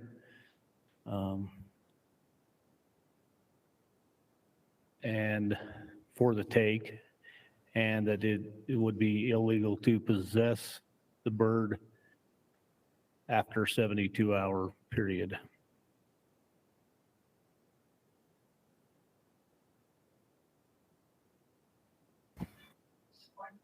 I'll second that motion. Okay, we have a motion by Eric and a second by Sunshine. Give me just a second here. I want to clarify and make sure we have the motion correctly. Okay, so your motion is to accept the proposal with the exception that take be classified as an infraction and possession after 72 hours is illegal, period. And that would rise to the level of a misdemeanor. Is that correct? Am I correct in that? Yeah, I don't have a problem with that. I mean, if they turn it in, if they don't turn it in, that should be a stiffer penalty. Okay. Okay, is it, so does everybody understand the motion on the table?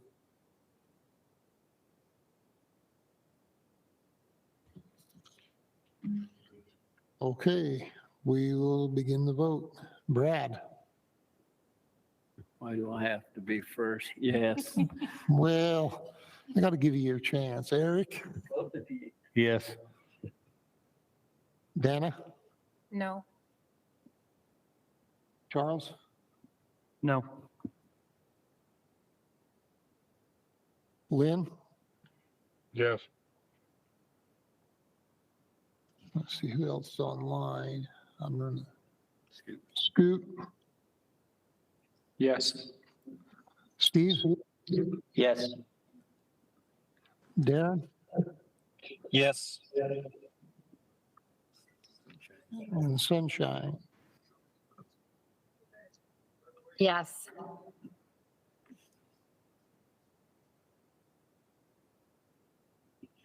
The motion carries 7-2.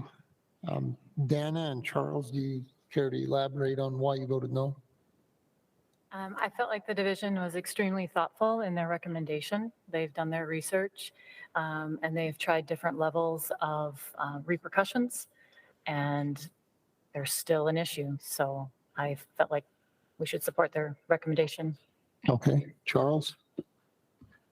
All the things Dana said, and then I guess through all the discussions that we had, I got a little turned around here, and I just feel like if there's somebody out there who is specifically targeting the wrong type of swan species with a different tag, that to me reaches to the level of poaching, and I just want to make sure that we have all the tools in the toolbox to make sure that those people are prosecuted correctly for their crimes.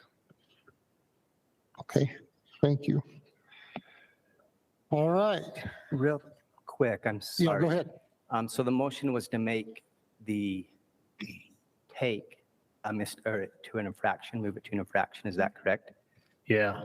I believe that has to go through the legislature, that the board's not able to make those changes. I don't know if Charles can chime into that, but I believe that has to go through, the legislative process, not just the board process.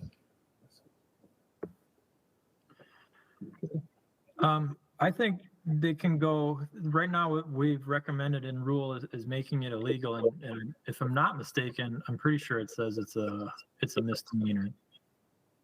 Jason can correct me if I'm not remembering the way that the current recommendation for the rule is.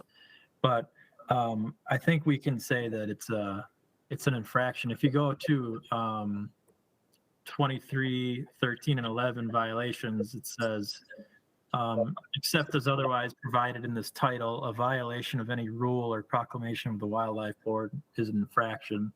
So if we're putting this in rule, I think we can, call it infraction specifically rather than a misdemeanor. Okay, sorry about that. Just wanted to clarify. Oh, thank you. All right.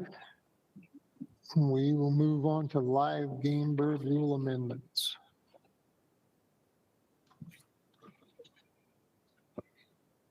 Can I just speak up and say we had a couple more recommendations, just general stuff, the dog rule and the stamp stuff. On on the agenda. It should have been on the agenda. Oh, yes, that's correct. There's a couple more rules in there. Like the electronic duck stamp and just a couple little Yeah. dog rule changes at Farmington Bay Waterfall Management Area. I don't have. I'll bring that up real quick. So Do we need to you make, have that brought up and you just read it, or? I'm doing that right now. Okay, you got it. Okay. do we need to make separate motions for those? Because if it's included in that, I Well- think my motion covered that. Did your motion cover, I mean, Yeah, I mean, it's the motion to accept the division's proposal as presented. With those the exceptions. So that probably did cover it. Okay, sounds good. We just want to make sure the balance of the waterfowl Okay, proposal is also accepted. So thank that was you. my intent, yes. Appreciate it. Thank you. okay. Thank you for that clarification. All right, live game bird rules amendments. Is Avery online? Yep, I'm here. Can you hear me? I can hear you. Go ahead. You got any clarifications, anything you want to add to it or overview? Yep. So through the process, we have had a couple changes that we need to make brought to our attention. One is just to fix the wording in the draft rule to reflect the intent that a field trial COR is not required on DWR dog training areas if the event's authorized by the manager. So basically, people can schedule a field trial at Lee K without having to get an additional permit besides authorization from Lee K to have that. Also, some adjustments to the birds that are included under this game bird rule. So part of the process is kind of parsing out what should be covered by Department of Ag versus Division of Wildlife. So Department of Ag's got what you think of as poultry typically, and we've got what you might use as a kind of as a sporting bird. So we've added 2 genuses of pheasant to the pheasant definition. So Phasiensis is your typical ringneck pheasant, and that was included, but also adding Chrysolophensis, which is the golden and Lady Amherst pheasants, and the Ceramaticus, which is the Reeves and the copper pheasants. Also moving Caturnix quail and button quail back over to Department of Ag, as they're usually raised as meat and egg type birds. And aside from that, rest of the rules as presented. Any questions from the RAC?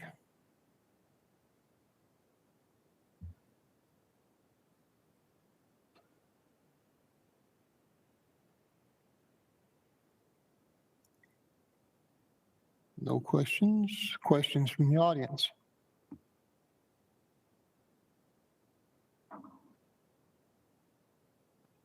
Any comment cards? Yes, we had one response, and they somewhat disagreed. And it was mostly about the concern of the length of time it takes to process paperwork to raise pen red birds. I can address that. That's part of what we are addressing here. So the proposal is to make it a little bit easier for most people who are raising kind of backyard birds to get a permit. So we're proposing to have the permit be more akin to the process you go through to get a walk-in area access. So basically just go online, register, and you get your permit without any inspection or further need for paperwork. Basically, we need to know where people have these birds in the event of a disease outbreak. So we're able to notify people what's going on and know what's out there relative to other people with game birds and to our commercial poultry facilities within the state.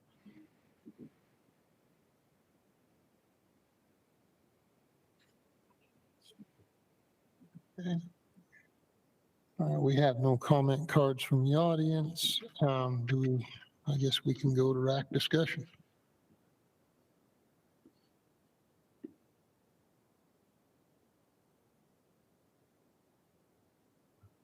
Have any from any of these businesses that make their living off of raising these game birds about these changes? I mean, I haven't heard anything, and I would imagine if I did, if there was a problem, they would have contacted us, I would hope. I guess that brings a question.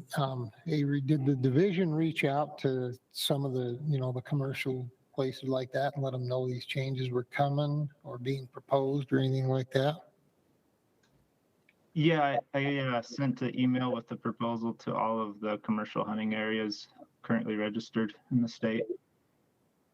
Did not receive feedback. Okay. Now, I didn't receive any feedback, and I have friends that actually do that, and I heard nothing out of them. Scoot? This is Steve. I was just curious, Avery, if this affected any, like the 4-H groups that pen raise birds. Is there any concern there or any questions about that? I mean, they would fall under the rule, but in the past, technically, they should have had permits through a more awkward and harder to follow process. So now, if they're raising game birds, they should be able to just get a simple permit online without needing any inspection or anything. So unless they're raising more than 1,000 birds, it should be a really simple process for them.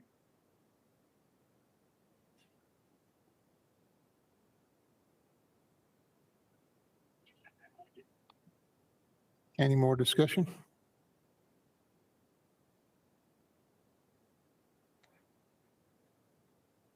If there's no more RAC discussion, we'll entertain motions. I'll make a motion to accept the rule amendment as proposed. Second motion. You have a motion by Charles, seconded by Brad. Any discussion on the motion?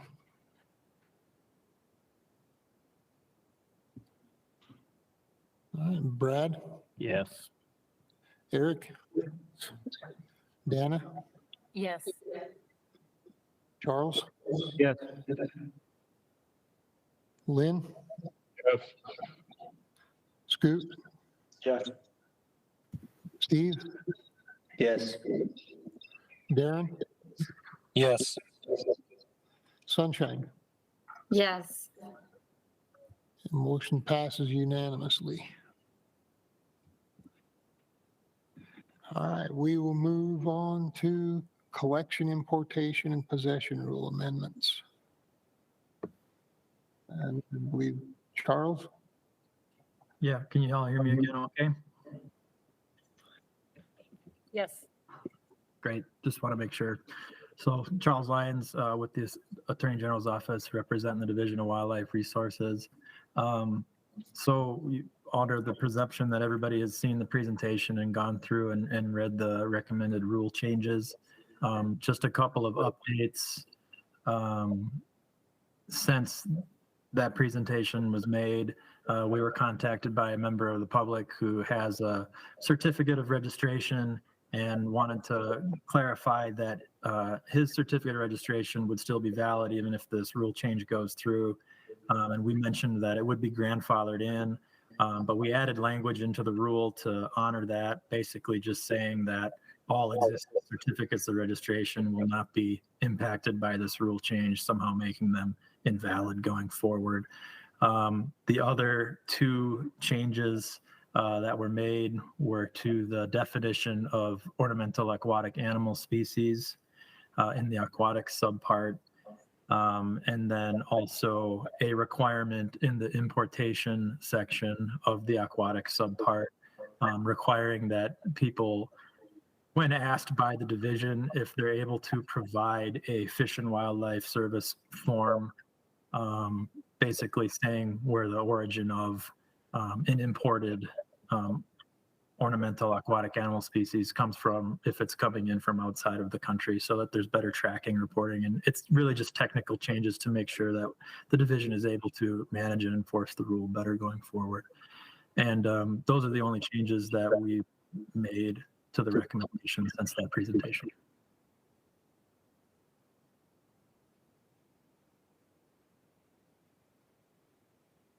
Any questions from the RAC?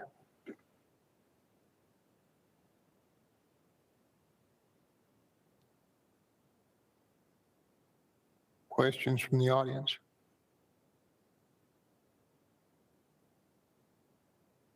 Any online comments? Again, there was one comment, and I must have been from the same individual. He somewhat agreed, but he was concerned about the length of time it takes to process paperwork. Okay, no comment cards. Open it for RAC discussion.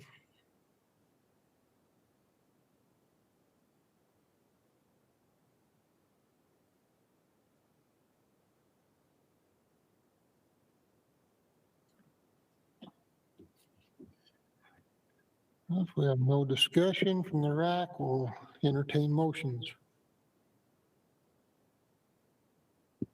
I move that we approve the recommendations on collection, importation, and possession rule amendments proposed by the division. Have a motion to accept as proposed by the division by Brad. Do we have a second? I'll second it. Second by Eric. Any discussion on the motion?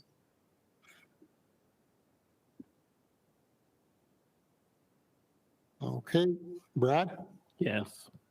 Eric, Yes. Dana, Yes. Charles, Yes.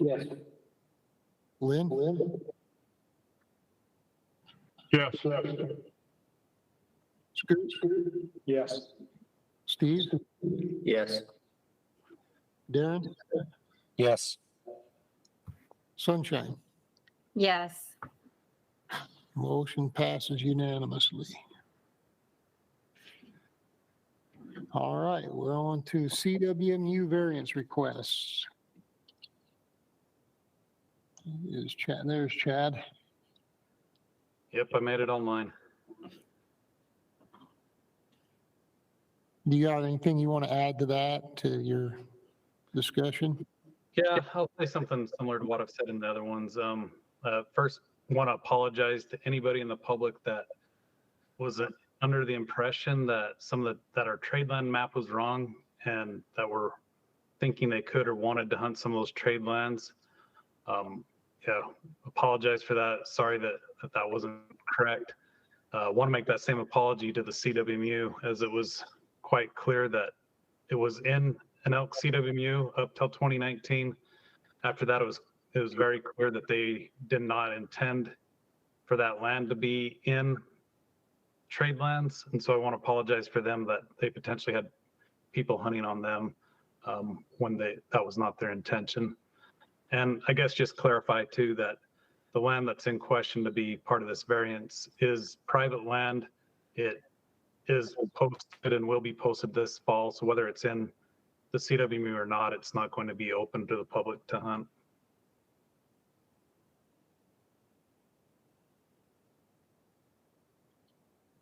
Okay, we have questions from the RAC.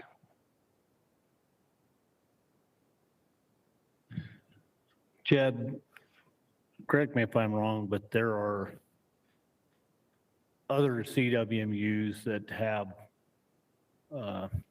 land that is not contiguous. Is that correct? Yeah, I think it's about 8 to 12 statewide. Okay, thank you.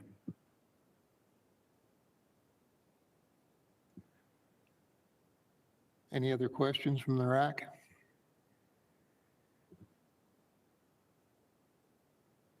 Questions from the audience?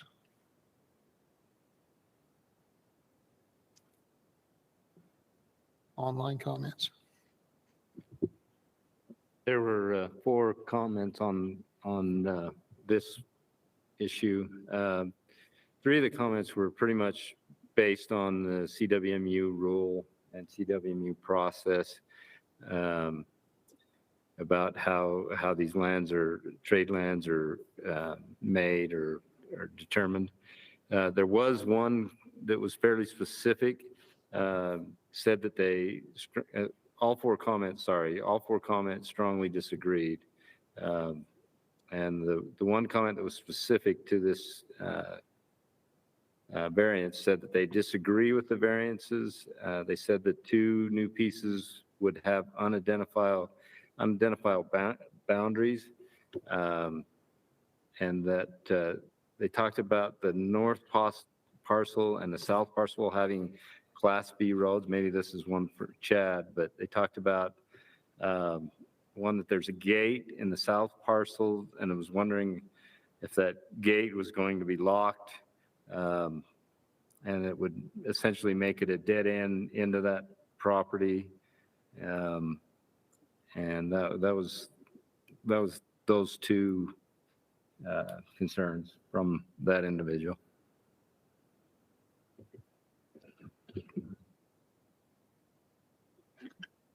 I read through those 2 as well.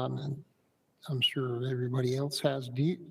Can you comment on that, Chad, where the online comments indicated those roads going through are public roads, and how is that going to be addressed where those are public roads that actually go through the property? Yeah, putting land into CWMU doesn't change the designation of public roads. So public roads, if it's a public road, it will stay a public road. Okay, thanks. I just wanted to make sure that person, I hope they're online watching and listening, that their comment was addressed and their concern. Yeah, they wanted to know if the gate was going to be locked or if it is locked. I don't know if you know that information, Chad. Yeah, I don't know that. But there are laws and governances against that, right? So if they had the potential to lock it now, then they could lock it in the future. But if they didn't have that potential now, then they wouldn't have that potential going forward. So it should be as is, unless they get something changed through the county. Okay, thanks, Chad. RAC discussion. Yeah, I guess I had a question. I don't know if it's just for RAC members or if Chad might be able to answer. I understand maybe the theory behind the contiguous acres and having that into the CWMU, but like, what is the history on why the variance is allowed for those non-contiguous parcels? Like, what benefit to the public, what benefit to the private landowner is offered when non-contiguous land is there? Yeah, so it just add additional acreage to the CWMU that they could hunt. And in this scenario, and in both of these scenarios, this is private land that isn't open to the public either way. So if it's out of the CWMU, I guess there's potential that they could charge a trespass fee. I don't think either of these are interested in doing that. So it'd be taking your chances of potentially paying a trespass fee to hunt it, but most likely not having anybody hunt it. Where if it's in the CWMU, if the public person that draws the CWMU permit can hunt the whole entire CWMU, so they'd potentially have access to that land over there. I think one thing that might be worth clarifying is that the acres to be eligible to be in the program have to be contiguous. So these other lands are extra over and above. So we've gone over the CWMU stuff here at this RAC multiple times about what's fair to the public and what's not fair to the public. And usually that's involved around tag allocations or if public ground is included within the CWMU. With this one, I see that it's just 2 pieces of private that they're trying to put into the CWMU. And the CWMU program is open to the public to apply to hunt on private ground. So hopefully the board has already told the DWR to look into the CWMU rule and how those tags favor the public and the private and make that more equitable. This seems to me like it's just allowing more ground for those hunters that do apply and receive that CWMU ground tag, which I think is beneficial to the public hunter. Yeah, thanks.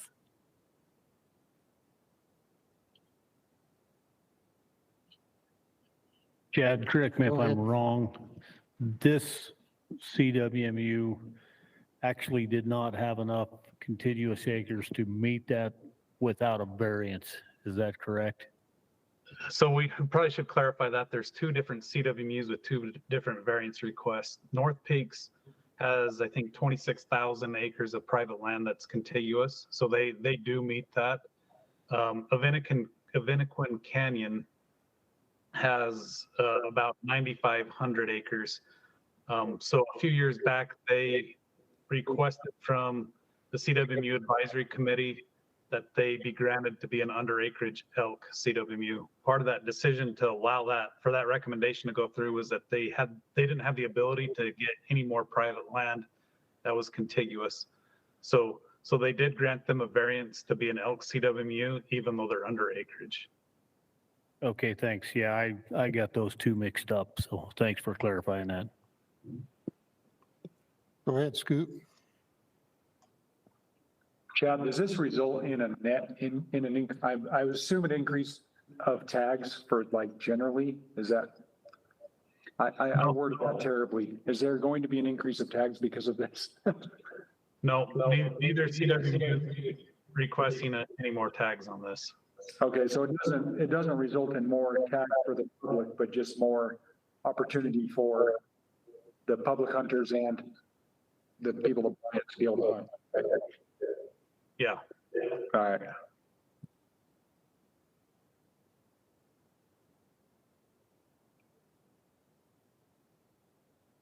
Any more RAC discussion?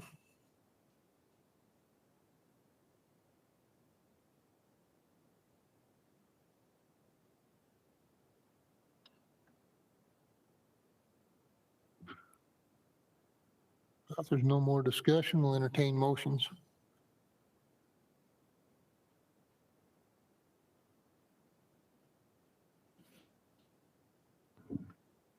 I'll make a motion to accept the variance requests.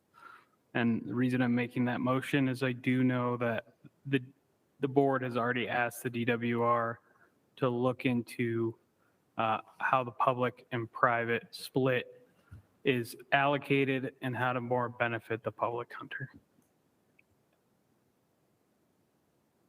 Do we have a motion? Do we have a second? I'll second. Motion by Charles, second by Dana. Any discussion on the motion?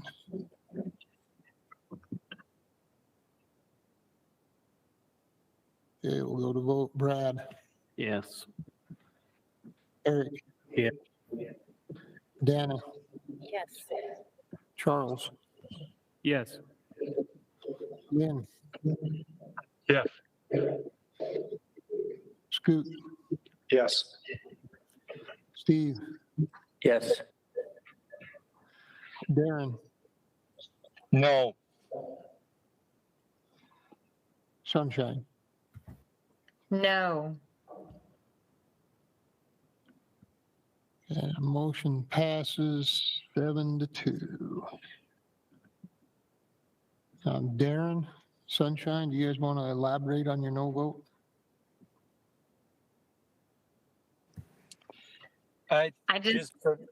Go ahead, Sunshine. Sorry. Well, I was just gonna say that I just think a lot of times we need to, like, why have rules if we have a whole bunch of different variances on these rules? And I just want to make sure that public hunters and private ones are treated equitably. Okay, thank you. Yeah, I would agree with that. And if we're reviewing it in a year, maybe that's a more appropriate time to review this as well.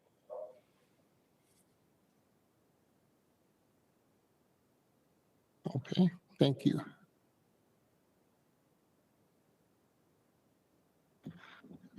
All right, and that takes care of that. And now we will turn the time over to Brandon for our election of the RAC chair. And this concludes my tour of duty. Before we do that, Brandon, if I can have a minute. Yeah, I was going to mention that this is Kent's last RAC or RAC meeting as chair, I imagine we're probably going to see him back. Yeah, I'll sit over in them chairs from now on. though. And I want to say on behalf of the division that we've appreciated your service, your dedication. I've observed you at the board meetings, and I think that you represent the region and the RAC very well at those meetings. You've done a great job at that. And I want to add personally that that myself and the biologists have appreciated the fact that you've been approachable. You've bounced ideas off of us and asked for our input. And that's really I'm looking for the right word, but it helps us a lot. It helps us feel like we have a voice with the RAC, and that if you're interested in or trying to find out more information about the issue, you can understand our reasoning behind our recommendation. So that's been very much appreciated. So anyway, it's been a good job, and good luck with what you do next. Thanks, appreciate it. Yeah, you bet. I second that. Yeah. We do have. Yeah. Oh, sorry. Appreciate all your time and service. Set a good example for the rest of us. So good luck with your next endeavor. I hope we see you here. You'll see me out in those chairs. And we do have a gift. Did you bring that? Yes, we do have a gift for you. So don't forget to take that. All right. Okay, Brent. All right, thank you. We did hold a vote, and I don't have a fancy envelope to open like, the game show awards do. So I will just read off who our next chairperson will be and our next co-chair. For the Southeast region, our next chairperson will be Eric Luke, with Dana Truman being our co-chair. So we look forward to That would be vice chair. Okay, vice chair. Okay. Okay. Chris told me to say co-chair. We'll go vice chair. I'll correct him. So thank you. We look forward to working with you both. So thank you very much. Well, congratulations to both of you. And you get to take these to the board meeting on the 8th. Yeah, go ahead, Darren.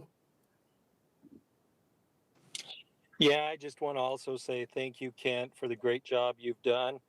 And I also want to I know Kevin Albrecht, this coming meeting is his last at the board meeting, and for all that he's done. I know sometimes he's taken some heat and appreciate all his work there. So thank you to both of you.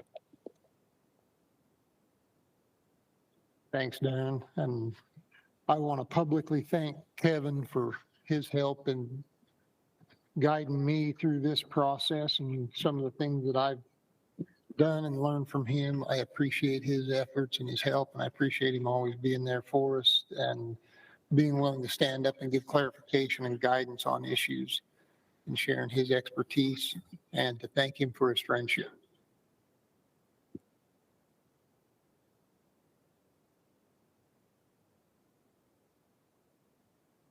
To add also, it's been an honor to represent this RAC, and we may not have the most in numbers, but I would say that our RAC's thought process is right at the very top with what comes from our region that is taken forward. There's a lot of effort and time. Sometimes you can watch the RAC meetings and wonder if they've ever read the RAC packet or watched the video. But I don't feel that that's ever the case with our RAC. We have incredible RAC members, and so I'm very grateful they've had the opportunity to represent you. I will say that when you're on this side of the aisle, it's a lot harder than it seems. Sometimes that when I was sitting in those chairs, I would think, what is the board doing?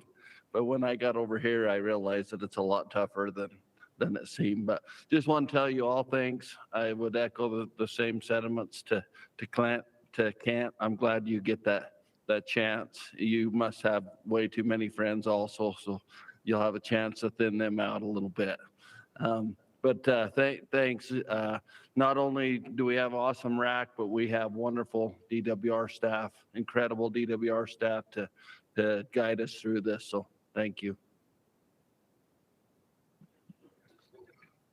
Better give it one more. Oh, yeah, I get to whap the gavel one last time. We are adjourned. Oh, wait, one last thing. Go ahead. Sorry, this is an action item, so if I'm correct, do we need to make a motion to accept? I move that we accept the new chair and vice chair personnel. I'll second that. There we have motion. We have a second. All in favor? Yes. Aye. Aye. Any opposed? All right. One last thing before we adjourn.